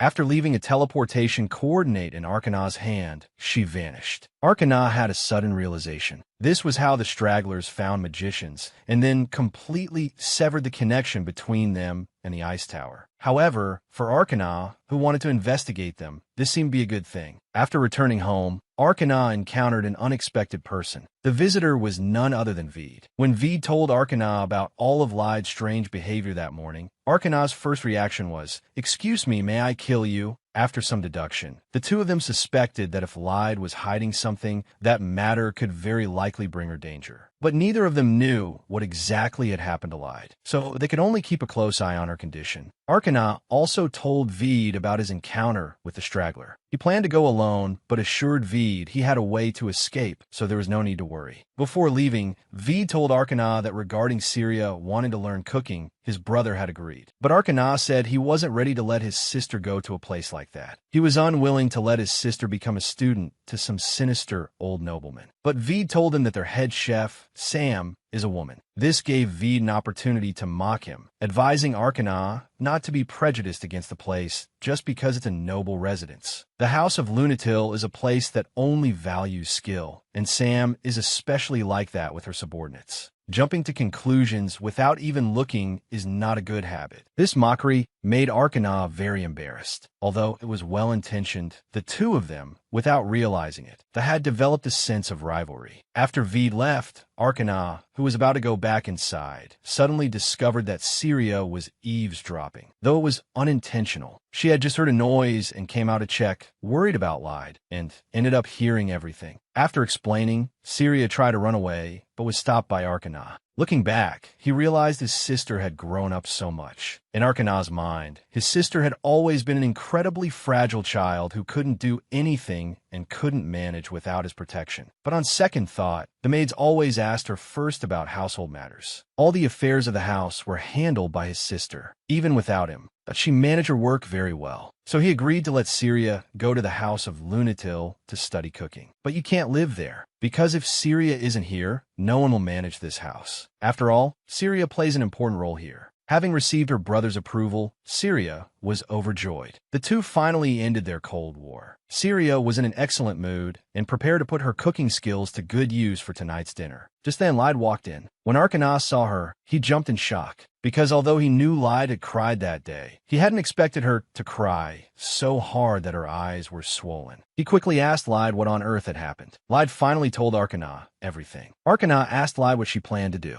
Lyde said she had to complete the mission, whether it's a magical item or something else. As long as she finds the evidence to bring down the Emperor, all of this will be over. On this day, the third prince secretly met with the crown princess. They had become very distant due to the complicated relationships within the royal family. But the crown princess, whether out of sympathy or a desire for a closer relationship with the third prince, was very warm towards her young brother-in-law, saying frankly that she wanted to get closer to him. Afterward, the third prince met his niece, Lucy. The crown princess expressed her hope that the third prince would be a good uncle from now on. The third prince was also moved by this young life and promised that he would. Later, Lyde went to the emperor. It was time for her to submit her intelligence. But the person waiting for her was not the emperor, but a man in a black robe. He claimed to be meeting Lyde on his majesty's behalf and told her to report her intelligence. But the information Lyde provided did not seem to satisfy him. He stated bluntly that His Majesty would be very disappointed with so little information. Lyde had to explain that it had been difficult to see Veed recently. The man then took out the antidote, but said that to receive it, she had to provide something of equal value. At this point, Lyde's stomach was churning with pain, as if being twisted by a knife as the poison took effect. But she could also see that the man before her didn't care about the intelligence. He just wanted to toy with her. Just then, the man kicked Lyde in the stomach,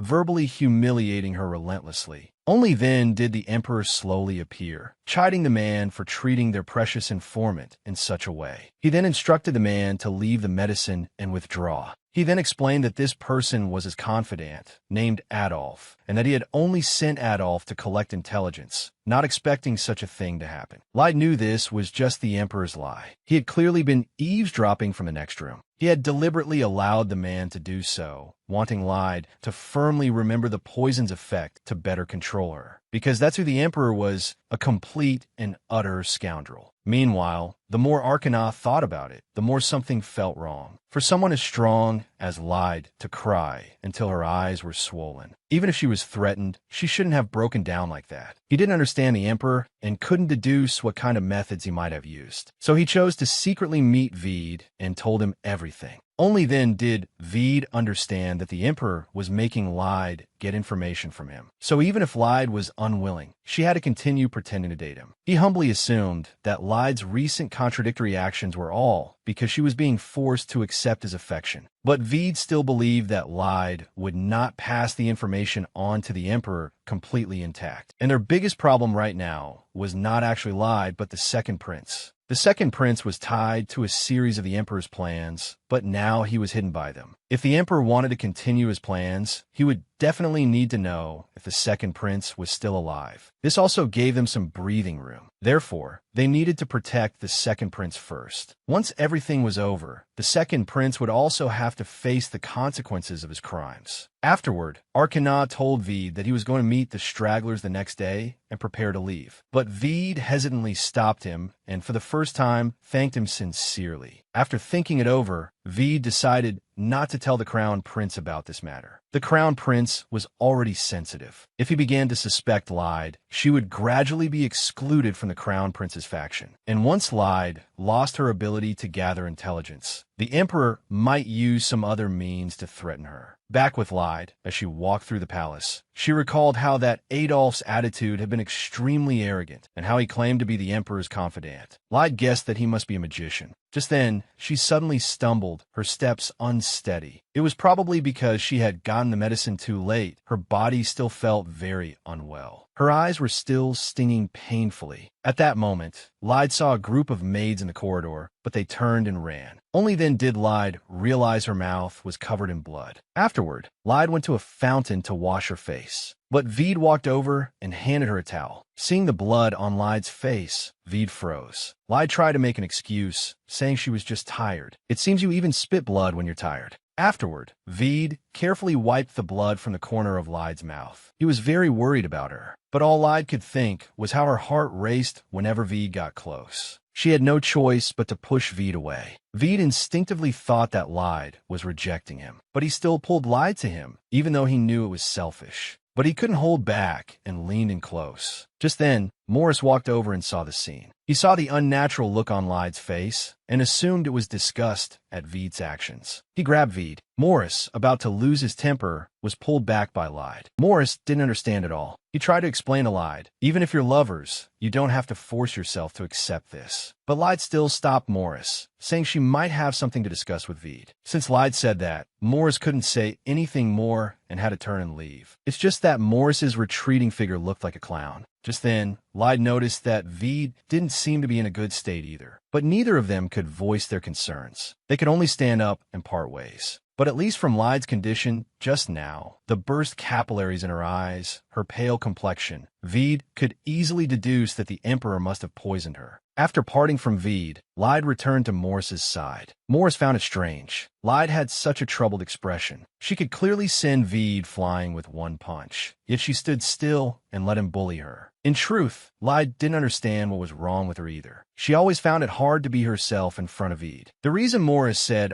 all this was that he also wanted to confess his feelings, but he lacked the courage. In the end, he told Lyde to go back and rest, saying he would explain to the prince. Meanwhile, with Arcana, he had assumed the stragglers' base. That would be in an underground slum or a cave. He never expected them to be so out in the open, located right in the capital city center. Just then, the woman from before, Fifi, came to welcome Arcana. They were completely unafraid about their high-profile residence because they hadn't committed any crimes. They even arrogantly stated that it didn't matter if they were discovered, because their backer was none other than His Majesty the Emperor. And Fifi couldn't care less about the Emperor's status, because to her, the Emperor was less noble than magicians like them. As expected, the stragglers were seriously delusional. After entering the room, he saw more stragglers, and Fifi began to introduce them to Arcana. Except for their leader, Adolphe, who was absent, everyone else was here. This meant there were only 5 stragglers. Fifi insisted that with Arcana, there would be 6, and that their relationship transcended that of family. And their ultimate goal was to devour this empire. Afterward, Fifi took Arcana to see a room. The number of magical formulas here was enough to shock Arcana. They included all sorts of magical formulas, even one for extending life, though it was still incomplete. Although they hadn't succeeded, they had already conducted numerous experiments. And if they were to truly extend the Emperor's life, it would require killing many people. Arcana realized more and more that this group was truly dangerous. They viewed all humans, aside from magicians, as nothing more than worthless consumables. If the Empire fell into the hands of the stragglers, the result could be even more terrifying than the Emperor attaining eternal life. So Arcana used the excuse that his sister was waiting for him to go home for a bit. Even though Fifi was very unhappy, she softened and agreed after seeing Arcana's warm smile. But Arcana only felt disgusted. He could tell the other stragglers weren't very bright, which meant their leader, Adolphe, was the key figure. When he reached his door, he saw Lyde sitting on the ground. After a closer look, he could see Lyde's complexion was clearly very poor. Arcana wanted to heal her. The reason for Lyde's pale face was simply because of Veed. She truly didn't know how to handle the situation anymore. Arcana knew Lyde had a lot buried in her heart, but he didn't want to force her to speak. He just told her that if she had something on her mind, she must tell him whenever she was ready. Hearing this, Lyde was deeply moved. Arcana truly understood her. Afterward, Lyde mentioned her encounter with Adolphe, guessing that he was the leader of the stragglers. Arcana confirmed her suspicion, as he had met the magicians that day. But to prevent them from monitoring him, he had to move. It was a pity, because Lyde had been very happy during the days they lived together. Arcana comforted her, saying that even if he moved out, he would always be her magician. That would never change. Afterward, the 3 of them gathered again at Marie's house.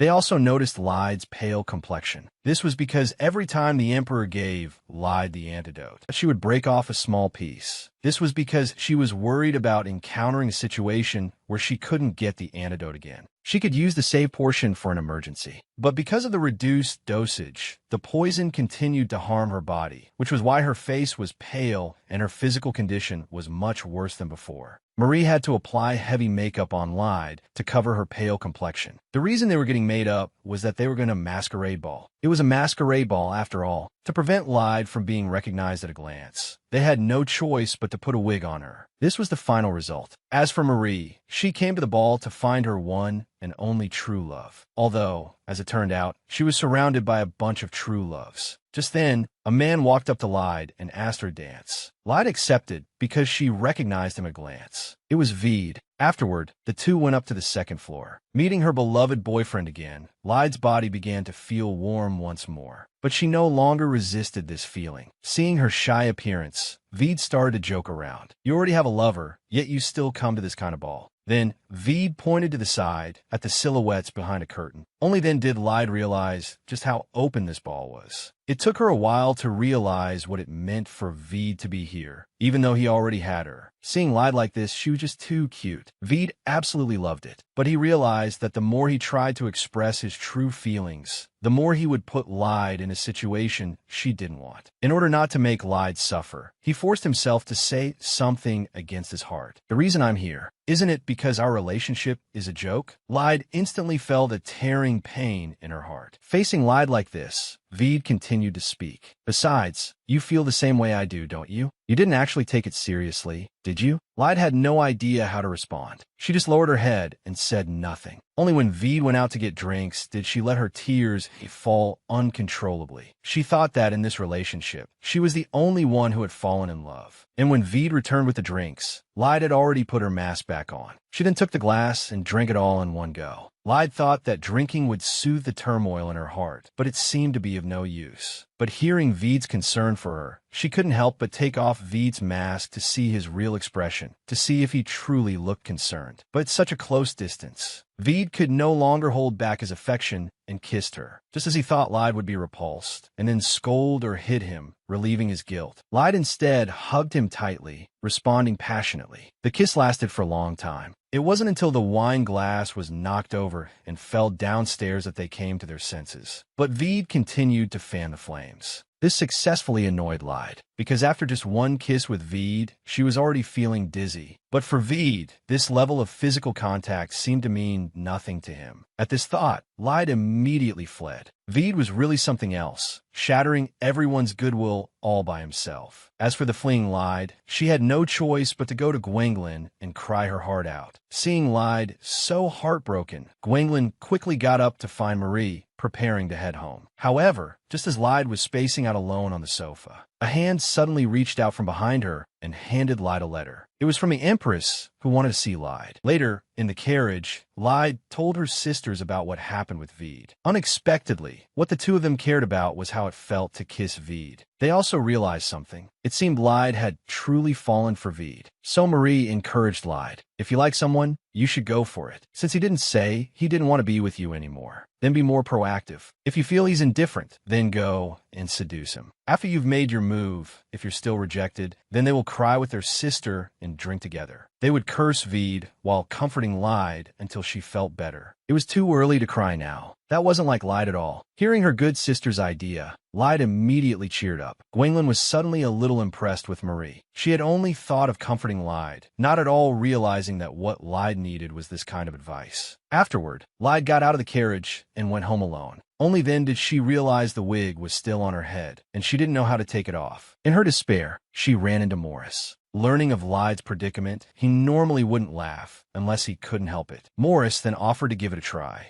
But when he walked up to Lyde, Morris realized that Lyde had been crying, and he immediately guessed it was because of Veed, because Lyde was a resilient woman. If there was one exception for someone like her, it would have to be that man. Thinking of this, he finally couldn't hold back. If it were me, I would never make you cry. So please, choose me, Lyde. Lyde looked at this familiar face, which suddenly seemed so strange. It wasn't until Morris showed his simple and honest expression that she felt it was the familiar Morris. But then Lyde realized that Morris actually liked her and was confessing to her, and that he had unknowingly fallen for her a long time ago. Although Lyde didn't know how to respond, she still subconsciously rejected him. But she also felt terrible, because having just felt the sting of rejection herself, she knew all too well the pain of being rejected. But what she didn't expect was that Morris already knew this, so he wasn't very surprised. However, he wanted Lyde to remember that he really liked her. He would treat Lyde as the most precious person in the world. Later, on the way to take Lyde home, Morris brought up some recent internal news. The entire royal guard was unstable, because besides the nobles who were demanding the disbandment of the royal guard, even some of the Marquis families that had previously remained neutral had started to join in, and they were taking an even harder stance, especially Gwendolyn's fiancé. But His Majesty's attitude was also very firm, so the royal guard would not be disbanded but it was also being restricted. Time always flies when you're chatting. It was time for Morris to say goodbye. But after learning of Morris's feelings, Lyde suddenly felt a bit awkward about physical contact with him. After returning home, Arcana was still awake, and he could see that Lyde seemed to have been crying again. Lyde then told Arcana about everything that had happened that day. Although he was shocked that Lyde had fallen for Veed, what he wanted to do more was to give Veed, who had said those heartless words, a good beating. But he also knew that with just a little push from Lyde, Veed would surrender completely. And since Morris had confessed, it meant he must have been prepared to be hurt after being rejected. And instead of worrying, Lyde should just try to act naturally around him. For some reason, whenever Lyde listened to Arcana's advice, she would feel much more at ease. It was as if he were a worm in her stomach. The next day, at the Crown Prince's palace, the Crown Prince felt that something was very wrong lately. All sorts of trivial information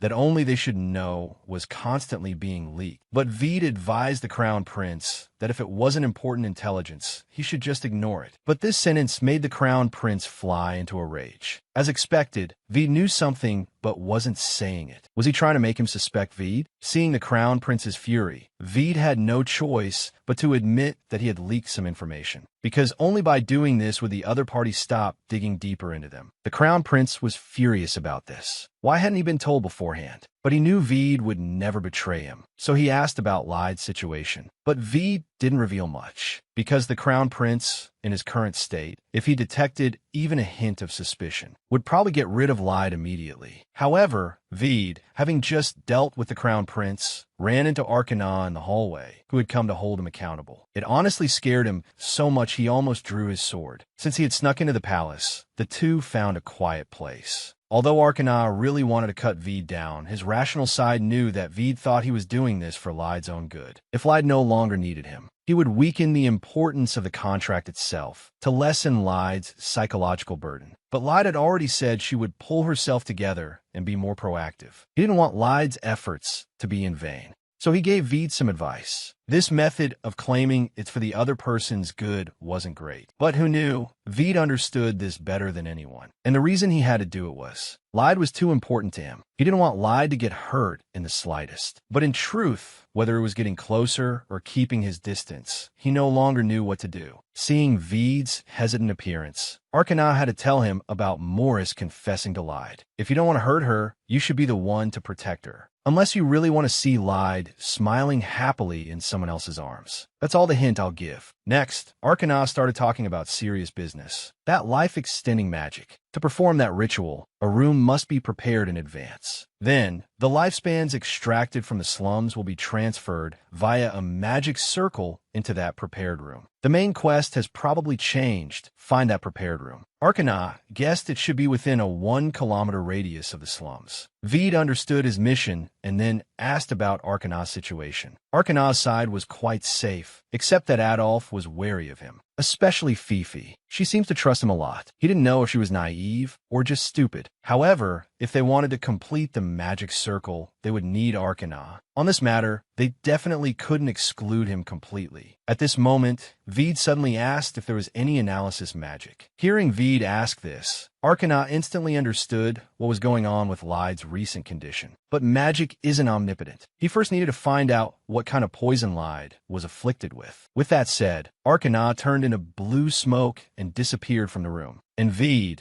after Arcana's guidance, had also thought it through. Rather than watching Lyde be happy or hurt because of someone else, it was better to keep her by his side and protect her himself. At this moment, Lyde arrived at the park where she had once gone on a date with Veed. She found the carriage mentioned in the letter, the one with a yellow flag. She had come as promised to meet Her Majesty, the Empress. Actually, the Empress really wanted to reprimand Lyde, because the third prince had not only started studying seriously, but had also stopped causing trouble. Her son, whom she had hidden so well, had broken out of his shell because of Lyde and seen the world. But this also meant her son was exposed to danger. But at the same time, she trusted Lyde very much. She believed Lyde could protect the third prince. Then, the Empress slowly removed her veil. Underneath the veil was a face bruised black and blue. This was the reason she hadn't seen her son before. And in the entire empire, there was only one person who could strike the Empress's face, using supreme power to inflict violence on the weak. At this moment, Lyde was filled with resentment towards this king. As a young girl, the Empress was full of expectations. After all, very few could attain this position. Although he was older than her own father, to him, women were like dolls to be shown off, objects to vent on occasionally. Despite this, she still fantasized that as long as she gave birth to a son, her treatment would be different. But it wasn't until the Empress gave birth to an heir that she discovered that to His Majesty, a son was merely an enemy who would take away his power. The Empress, who had come to the empire full of hope, ended up losing her youth and her sense of worth. So she made up her mind to protect the only son she had left by her side. At the same time, she established her own rules and has followed them to this day, even though it would hurt her son. Until Lyde appeared. It was clearly a task given to Lyde by His Majesty to punish her, but unexpectedly, the third prince liked Lyde so much. But in any case, the Empress could no longer protect him in the same way. So she hoped that Lyde would become the prince's shield. Lyde immediately swore on her sword and her honor to guarantee the third prince's safety. Although the Empress also knew that in this palace where everyone was in danger and the Empress and prince could barely fend for themselves, a mere oath was of no use. But she was still won over by Lyde's resolute gaze. From then on, the two of them were on the same side, so she wanted to share a story with Lyde. A story about a foolish magician and a powerful figure who wanted to control him. After Arcana actively threw himself into the life extension magic design project, many parts of the design were improved. But activating this magic required an enormous amount of magical power. Arcana was curious whose ring would be enough to support this magic. Who knew that Fifi would tell him it had nothing to do with a ring? They were going to use a sword pearl, which is the core of a spiritual power user. That would be enough. Arcana wanted to continue fishing for information, so he asked where the spiritual power core would come from. But just then, Adolf came out. He told Arcana to ask fewer questions. But this made Fifi unhappy. They ordered Arcana around all day, but kept things from him. What kind of family is this? Adolf seemed to be at a loss only when it came to Fifi. He replied helplessly that His Majesty would take care of it for them. Presumably, the Emperor would seize the spiritual power core from a master. Moreover, Lyde's weakness had already been exploited. What if the goal wasn't just that, but also to take her spiritual power core? In other words, the most likely candidate was Lyde. Just then, Adolf interrupted his thoughts. He told Arcana that the sword pearl could only be extracted from a living body. Once a person dies, the sword pearl also dissipates. So that thing is very hard to get. At this point, Adolf took out a new design blueprint. This was the original blueprint with a new formula added, and his real goal was to obtain the Emperor's throne. He wanted to use this to create a magical empire. Make everyone submit, make magicians the true rulers, and then make the ice tower pay the price. However, as a fellow magician, he would be lenient. Arcana found it laughable. This group of people had clearly never bowed to real power or strength, let alone despaired. Yet they set an abstract target and fantasized about abstract revenge. What an abstract group of people. At the same time, he discovered that Fifi seemed to have a special hatred for the spiritual power masters, because she felt that the magicians were all locked up in a magic tower and treated like foreign objects. Yet only the masters were praised by everyone as if they were amazing. So she wanted to kill all the masters. After Adolf left, Arcana started to ask about the story between Fifi and Adolf. And Fifi told him everything without hiding anything. She was an orphan who entered the magic tower at the age of 5. Because she was smart and learned magic quickly, everyone praised her as a genius and doted on her. At 13, she was appointed as an official magician and had to leave the magic tower. During that time, her magic needed to be sealed, and she had to survive in the outside world for a year. Arcana had once gone through this as well. She wandered the Empire for a year, but she found that humans were too stupid. Things that could be easily solved with magic, they would use dozens of people, spending several days and great effort to complete. They would also, in taverns, praise the heroic deeds of spiritual power users endlessly, and they treated her, a magician, like a useless child. She wanted to show them how powerful she, a magician, was, so she taught them a lesson. The reason she could only use magic was because she was too young at the time. The magic tower was worried something might happen to her, so they didn't perform the sealing ritual on her. And just when she didn't know what to do,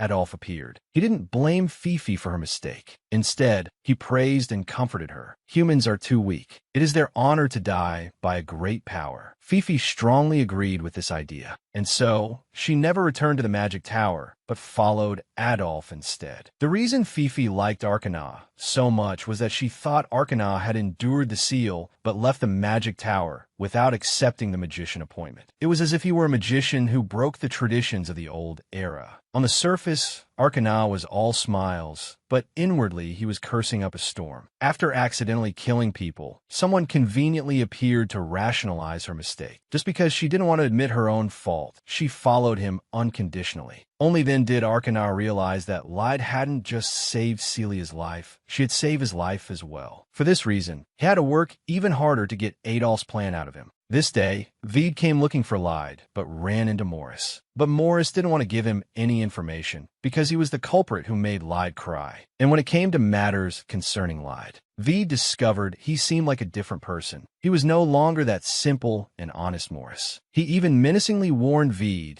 to get out of Lyde's world. Alk had to smooth things over, telling Veed that Lyde wasn't feeling well today, so she didn't come. And at this moment, Lyde, just as Alk had said, was very sick. It felt like the whole world was on fire. But then she felt someone beside her. Forcing her eyes open, she discovered it was Veed. Veed scolded her for being so stubborn in her condition. "You have such a high fever, yet you didn't call a doctor." He had no choice but to first wet a towel and place it on Lyde's forehead to cool her down. And Lyde, contrary to her usual self, proactively grabbed Veed and asked him to stay with her. Coincidentally, the Kana siblings had just moved out not long ago. Faced with Lyde's persistent high fever, Veed was also at a loss. Who knew that at this moment, Lyde would grab Veed's hand and say, "Kiss me." Veed was greatly shocked. Lyde actually thought this would make her forget that she was sick. Veed had to force himself to be calm and kissed her. At the same time, he didn't forget to teach Lyde that you can breathe through your nose when you kiss. Lyde thought Veed was still so calm, but she felt her heart beating as if it were about to jump out of her chest. Little did she know, Veed's heart felt like 1,000 armies were stampeding through it. On top of that, Lyde asked him to lie there with her. Veed completely lost his composure. Lyde thought Veed was already used to this, but Veed explained that he had never done this before. Lyde was the first. Those were all rumors and slander. However, when Lyde really leaned against Veed's chest and heard his racing heartbeat, she realized Veed wasn't wrong. He only appeared calm on the surface. So it turned out she wasn't the only one who reacted this way. At this thought, Lyde suddenly felt inexplicably at ease and hugged Veed tightly. And just like that, she fell soundly asleep. As for Veed, our handsome man, he was feeling a bit uncomfortable. If you know. Just then, Veed's family doctor arrived. This led to this ultimate scene of social death. The doctor quickly saw that Lyde was overworked, but couldn't identify the cause of her illness. But after Veed pulled her outside, the doctor finally learned that she had been poisoned. And the doctor judged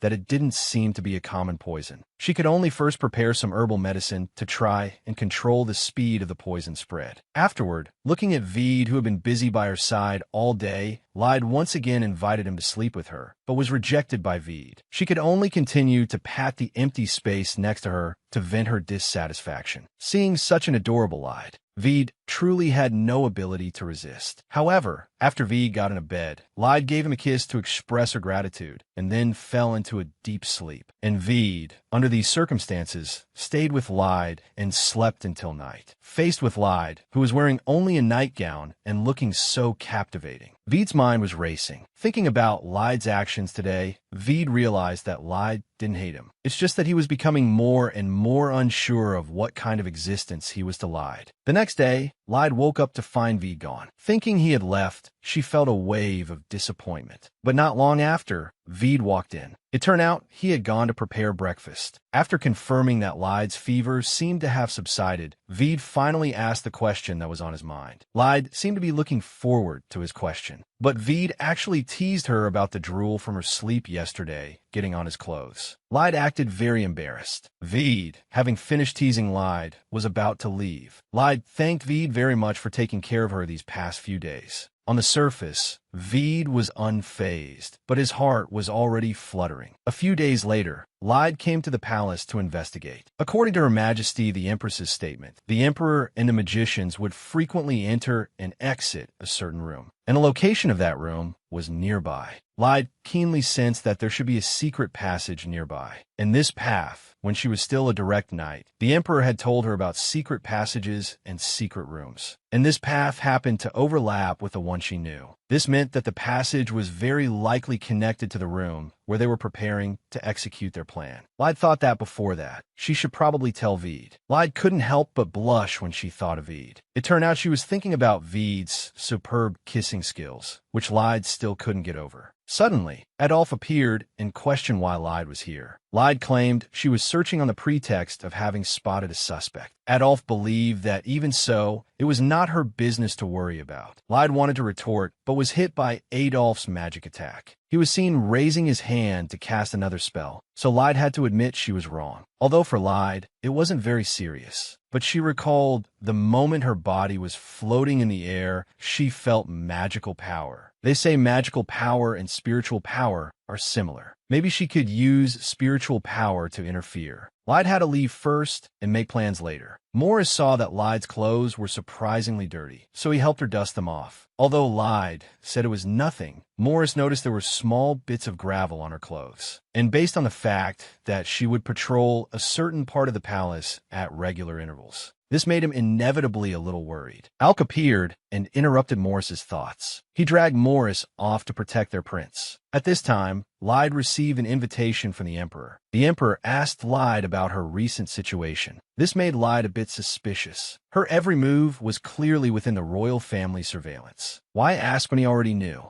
Lyde could only say that thanks to the royal family, she was doing very well. The Emperor heard that she was still serving as Arwen's guard. The Emperor told her not to go anymore. The royal guard would soon take on a major mission and become very busy. When Lyde and the others heard major mission, everyone seemed shocked. Lyde thought about the Emperor giving a major mission to the royal guard. This meant that the execution of that plan. When Lyde thought about that terrible future being so close, her heart became so uneasy and anxious. She even suspected that His Majesty had already tampered with the wine. Lyde decided to go find Veed and the others that night. Lyde told them that she had gone to see Her Majesty the Empress alone some time ago. According to the Empress's description, His Majesty had found a magician and was busy doing something. And Her Majesty the Empress also told me about the secret room that the magicians frequently use. Arcana remembered that the ritual also required a room to be prepared in advance. Lyde believed that the room the Empress mentioned was the one where they had set up a magic circle to gather the lifespans extracted from the slums. Arcana said that based on the current situation, that was highly likely. Veed thought this was an opportunity to make the truth public and then depose His Majesty. Her Majesty the Empress said that His Majesty planned to, after the ritual was over, keep only 1 or 2 magicians, feed them poison, and then use them as magic slaves. Veed was puzzled as to how Her Majesty the Empress knew all this. But Lyde said the Emperor told her himself, because in the Empire, no one was willing to stand on the Empress's side. His Majesty felt she wouldn't go around talking, so he laid out his plans to his heart's content. Lyde reminded Arcana to be extra careful, as he might fall victim to His Majesty's treachery during the plan's execution. But Arcana told her not to worry, because the magicians also intended to deceive the Emperor and use him as a puppet. And they also said they wanted to turn this empire into a nation for magicians. Veed thought their idea was really cliché.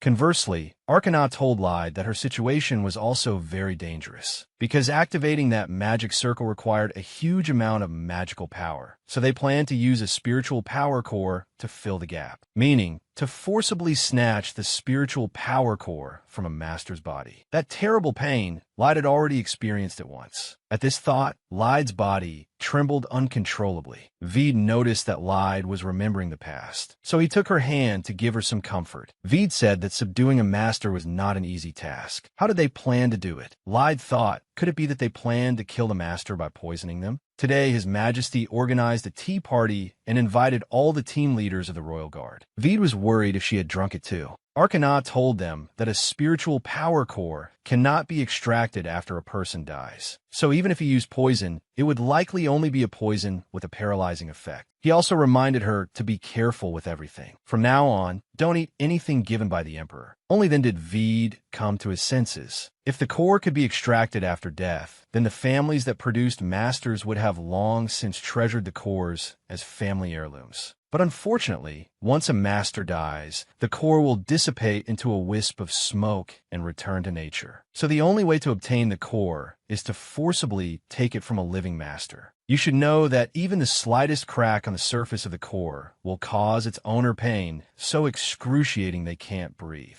V knew that in her previous life, after being abandoned by the Emperor, Seal not only bore a false accusation, but also suffered that kind of pain. So V told her not to get involved in this matter anymore. Your physical condition isn't very good right now anyway. You should take this opportunity to request sick leave and rest for a while. Seal said she would defy the order. Veed naturally disagreed, but Seal was very firm, believing that it didn't matter even if he was a knight of Lunadil. When Veed heard Seal call him a knight of Lunadil, his heart ached inexplicably. Seal explained that the final approval for this operation lies with the Crown Prince. His Highness should approve of her continuing the mission. But Veed told her she had already contributed a lot to this operation. The Crown Prince would acknowledge that. Even if she were to withdraw from the mission, he wouldn't object, so she shouldn't participate in dangerous things anymore. Seal was a little disappointed. Is this all I'm good for? In your eyes, am I just a useless person who can't even handle a proper role when it comes to important matters? Is that right? Veed didn't understand why she would interpret his words that way. Veed knelt down. He looked at Seal with deep affection, telling her he only said that because he was very worried about her. He didn't want her to have her course stolen by the Emperor again and experience the same pain a second time. Seal also understood Veed's meaning, but whenever he made such a gesture or used that kind of gaze, looking at me, I would mistakenly think he had feelings for me. So Seal told Veed that they shouldn't continue anymore. The fake couple game and the joke of a romance. After hearing this, Veed asked if Seal wanted to end their contract relationship. Arcana, seeing the tense atmosphere, told them to pause for a moment. The official business wasn't finished. Arcana believed that only Seal could infiltrate the Royal Guard, so having her withdraw from the operation was not a good idea. But he also agreed with Veed's point. This mission was extremely dangerous, so Arcana planned to cast a protective spell on Seal. Arcana took out the information provided by the magic tower. Combined with what Seal said, if that place was really the room where they were preparing their plan, then there should be a magic circle on the floor similar to this pattern. He also warned Seal, even if you find it, don't touch it, because no one knows how that magic circle is activated, especially for a spiritual power user like you. It's even harder to say what would happen if you touched it. V wanted to know the exact location of that room. Seal told them it was a secret room located outside the palace. Veed told Seal to remember to call him to go with her at that time. Arcana was now ready. He had Seal extend her hand. An energy was seen flowing into Seal's body. It made her feel incredibly warm. Arcana explained that this spell could help her withstand any kind of attack that would cause a fatal wound. He emphasized again that this could only protect her once, so she had to treat it as a last resort for defense and be careful. Seal realized that the magic Arcana had cast on her seemed to be quite complex. She was very grateful to him for this and assured him she would be careful. Veed said he would report today's matter to Sirios's. Afterwards, he would go with him to raid that room. Arcana agreed with Veed's plan. After all, if the Emperor detected their plan, he might destroy all the evidence. So they only had one chance. After giving his instructions, Arcana left. In the remaining time, Veed asked Seal if someone had confessed to her. Seal was puzzled and wondered who Veed had heard it from. Veed, suppressing the bitterness in his heart, asked, "Is it because you've confirmed the feelings of the person you like that you want to end our contract relationship?" Veed slowly approached, telling her that he wouldn't just let it end obediently like this. Then he pulled Seal into an embrace. He kissed her neck fiercely. What followed was a heartfelt confession. Seal couldn't hold back any longer. She liked Veed too. Seal asked him to wait, saying she had something to say. "Regardless of whether those words were true, just hearing you say them to me made me very happy. But now, I don't think that way anymore. What I've always hoped for is that you would only act that way towards me and only say kind words to me. So I don't want to be your fake lover anymore, nor do I want to continue this joke of a romance. In summary, Seal wanted to officially date Veed. Veed had finally waited for Seal's official confession. The two finally expressed their feelings for each other. In the end, Veed stayed. Afterwards, Veed informed Syriozas of what had happened.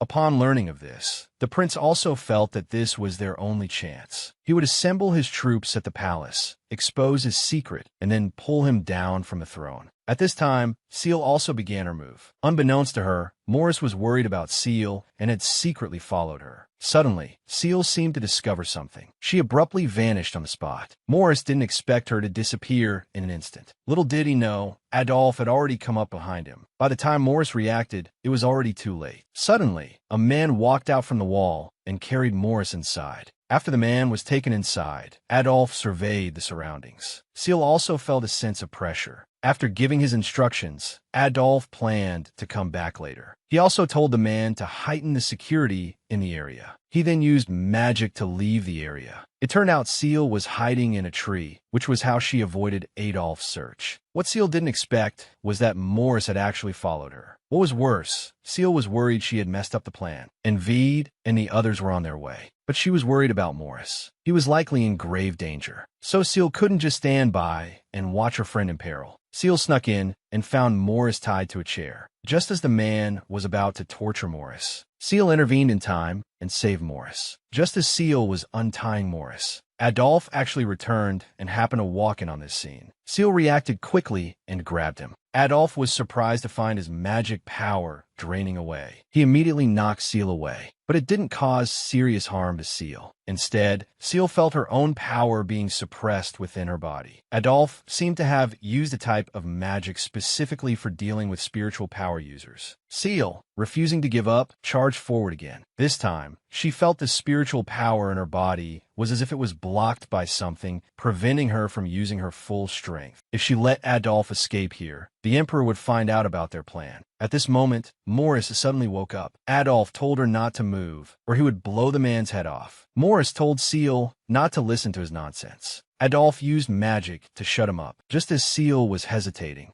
Adolphe used magic to land a critical hit on Seal. Adolphe asked her how she knew about this place. Seal told him that His Majesty the Emperor had ordered her to do so. He then attacked her with magic again. Morris was very worried seeing Seal fall to the ground, unable to get up. Adolphe woke up the unconscious man. He told him it was that woman who knocked him out. The man, enraged, kicked Seal hard. Adolphe reminded him that they couldn't kill her here yet. He told the man that he had already sealed her core. You tie her up with that guy first. I'm going to the Emperor to confirm this myself. After Adolphe left, the man began to tie Seal up. Suddenly, Seal kicked the man. Finally, she picked up her sword and stabbed the man to death. Just like that, Seal successfully rescued Morris. Morris knew that Seal seemed to be busy with something very important, so he didn't want to drag her down and told her to do what she needed to do. At this time, Adolphe found the Emperor and questioned if he was suspecting them. The Emperor was a little confused. Afterwards, Adolphe personally brought the Emperor over, only to find that Seal and the others had long since escaped. The Emperor seemed to realize the gravity of the situation. The Emperor immediately ordered his attendants to close all the city gates. Then he told the nobles that the Crown Prince was plotting a rebellion. At the same time, the Emperor told Adolphe to destroy everything immediately. Adolphe explained that it would take a very long time to prepare the ritual again. The Emperor told him sternly, then go and cut off the Crown Prince's head right now. If you can't do that, then hurry up and destroy everything. Outside the gate of District 1, the prince had already prepared his army. This was thanks to Seal informing them in time, allowing them to gather their forces one step ahead. Therefore, the prince and his men had to enter the city quickly, because the longer the standoff with the sealed gates lasted, the more it would favor those inside, waiting for the Emperor's reinforcements to arrive from the outside. At that point,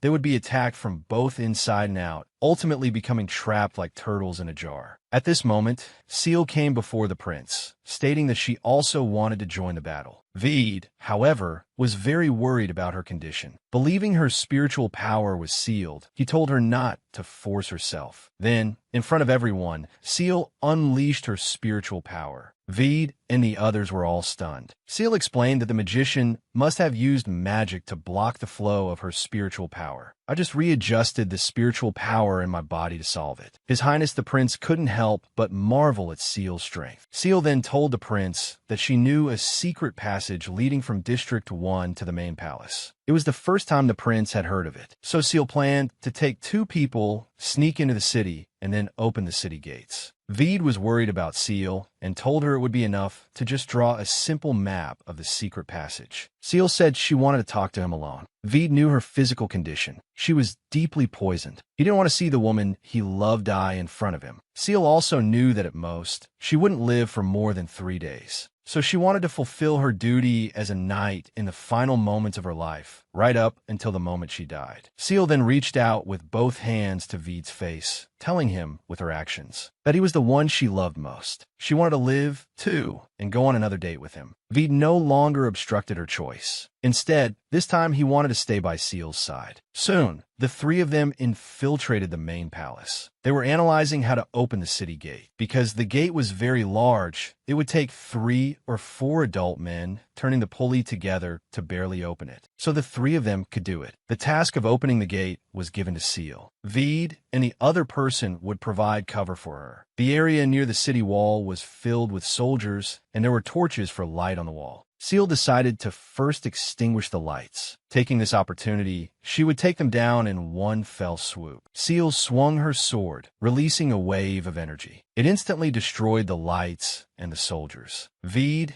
and the other person also began to clear out the enemies. Seal, meanwhile, successfully reached the pulley. Seal instantly mobilized all the spiritual power in her body. At this moment, Veed saw a powerful magical force appear behind Seal. With a loud bang, Veed used his body to block the incoming magic. He told Seal not to worry and that he would deal with the magician. The magician launched a magical attack at Veed. Veed easily blocked all of it. This greatly shocked the woman. It turned out that before this, Veed had undergone special training with Arcana. At this point, Veed had already reached the woman. The woman, annoyed, increased her magic power, wanting to eliminate Veed in one blow. But for the specially trained Veed, it was no pressure at all. Seeing the city gate open, the prince immediately ordered all the soldiers to charge in. After successfully controlling the outer perimeter, the prince and his men were heading towards the central palace, and they found the empress lying in a pool of blood. The prince told everyone that after this matter was settled, he would give the empress a proper burial. The emperor, on his throne, questioned the prince, "What is this treasonous act you are committing? I am here to take over the throne in place of my mentally unstable father." The emperor's composure broke. He told them that his mental state was perfectly normal and instead accused the prince of treason. The prince told his father, "No matter what today, you will step down from that position." The emperor, resisting stubbornly, ordered his remaining guards to kill the prince. Even the royal guards were defeated by the prince. How could ordinary guards possibly be their match? The prince urged his father to surrender if he had any pity for the lives of the remaining knights. At this moment, the emperor grinned broadly, seeming to think he had victory in his grasp. The emperor had been stalling for time to allow Adolf to complete a super magic spell. Seal felt that this magic was something she absolutely could not withstand. Arcana appeared at the crucial moment and saved them. Arcana's appearance was unexpected, even to Adolf. Adolf considered him a traitor to us magicians. Arcana told him that they simply walked different paths. The prince, seeing that his father's cause was lost, prepared to execute him.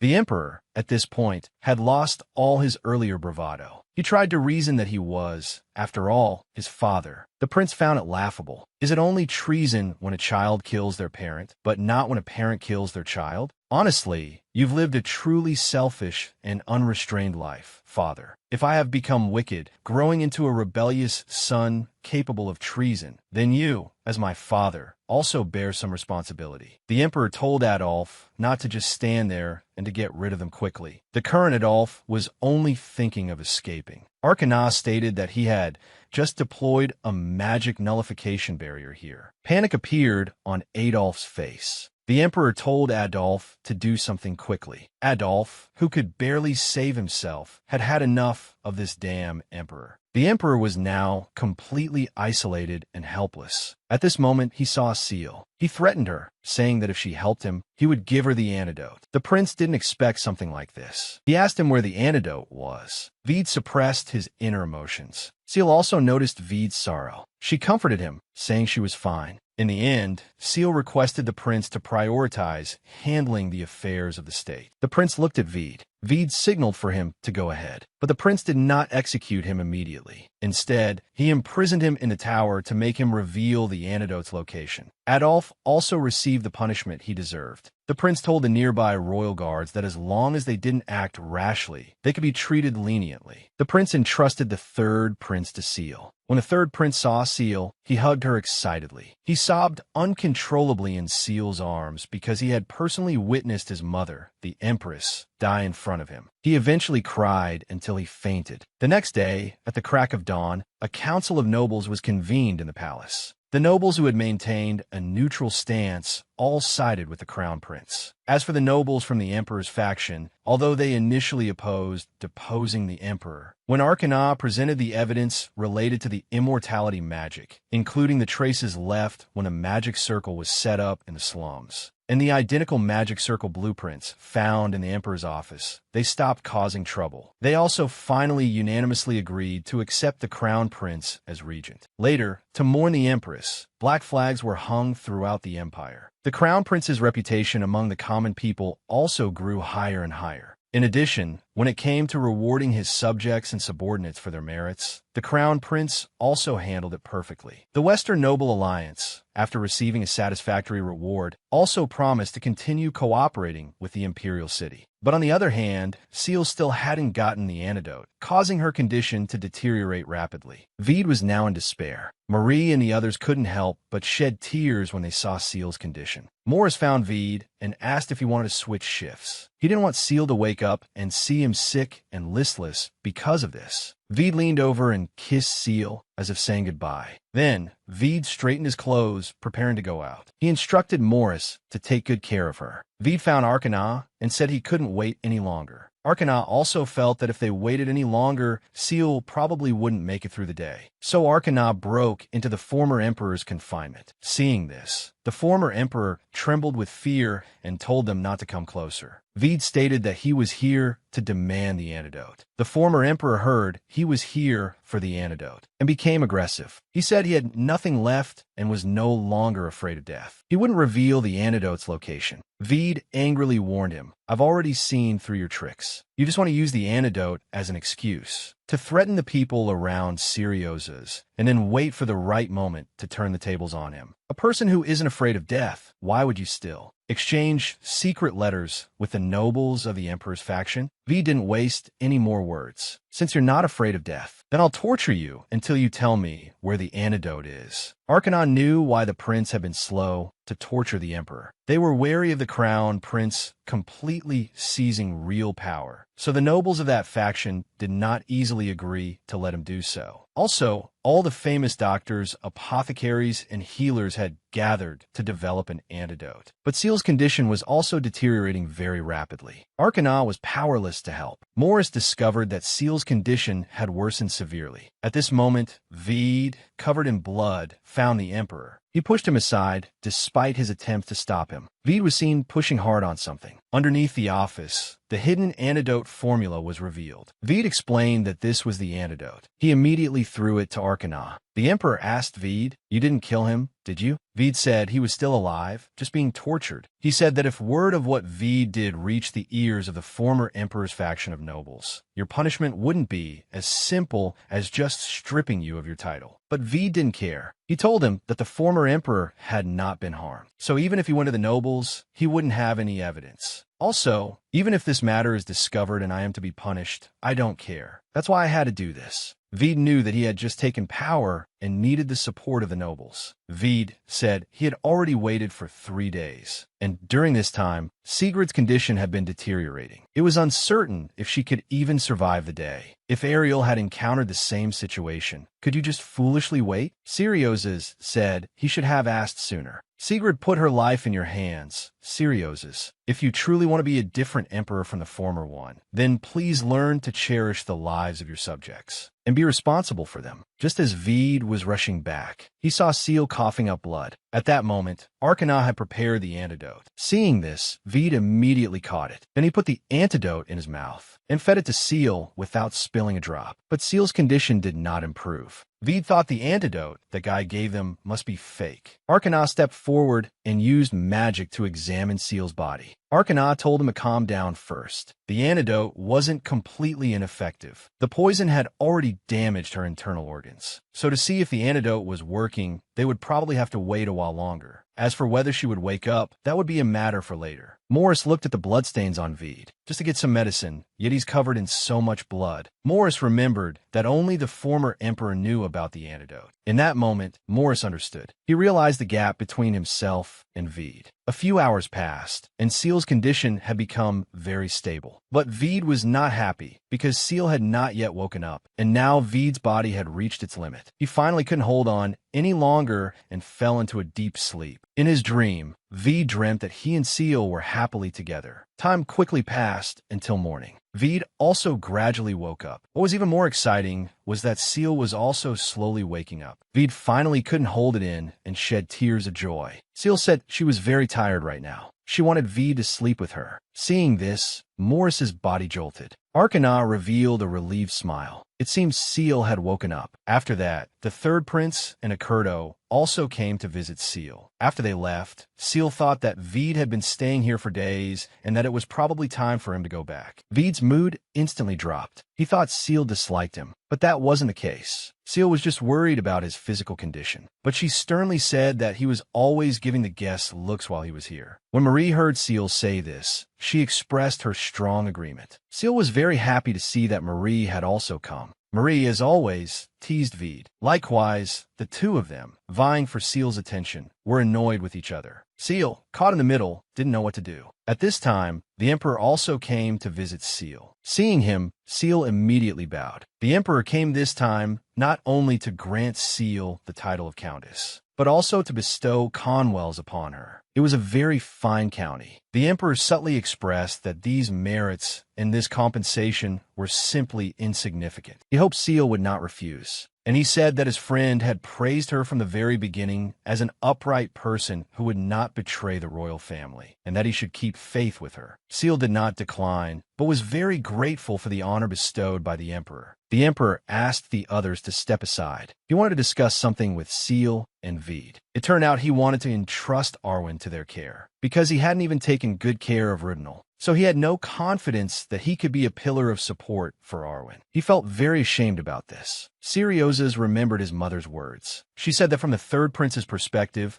he would definitely not be able to easily see you as his family and follow you. And you, Sari, will also find it difficult to genuinely accept him in a short time. It's something that's difficult even for an adult like you, let alone a child. He has never felt true fatherly or motherly love since he was young. So an older brother who has never treated him as family, suddenly approaching him, he will surely be at a loss. Even if you can't keep him by your side forever, you can't just abandon him, because that child is also our family. So, if you really intend to become a proper family member to him, then first think about what you can do for Arwen. So Syrioses said that what he could do was help him settle down and rely on people he could trust. He believed that if Arwen could never establish a firm foothold in the palace, then one day he would be used by others. At this, Seal agreed without hesitation. Syrioses smiled with relief. He said he had to leave first. He told Seal that the big black rat next to her had been giving him looks, telling him to disappear quickly. As he was leaving, he gave the sword in his hand to Seal. Seal knew this sword was a bellet to steel sword. Syrioses hadn't expected that compared to the territory, she would prefer the sword. The emperor was very much looking forward to the day Seal would rejoin the unit. Afterwards, Seal finally put on her royal guard uniform once again. And Arcana also became the magician of her territory, staying by Seal's side. Arcana recommended Celia come to the territory, telling Seal that she had recently been learning how to cook. Wearing her uniform, Seal came to the imperial palace and became a bit socially awkward. That was because everyone treated Seal like a celebrity, so they all wanted to find her to chat. At this moment, Vede and Naz happened to see Seal and greeted her. Veed stepped forward and asked her how it felt to be such a big celebrity lately. Nas told Seal that he was leaving the 1st Royal Guard. Veed expressed that it was a real shame to lose a vice captain like Nas. Nas explained that although he was said to be leaving, he was actually just going to the 2nd Royal Guard to become its captain. He also congratulated her on her successful promotion and said he planned to complete the handover with her in the coming week before leaving. He told her he was counting on her from now on, vice captain of the 1st Royal Guard. Seal was confused as to why it was her. Nas told her that with her skills, it would be no exaggeration to make her the captain of the unit, let alone the vice captain. Seal questioned Veed why he hadn't told her about something so important beforehand. Veed just wanted to give Seal a surprise. But little did he know, Seal now had many more things to be responsible for. Nas said they should stop the idle chat and that she should go with him for the handover, as he still had many documents to give her. Seal told him to just wait. Veed responded with a mischievous smile.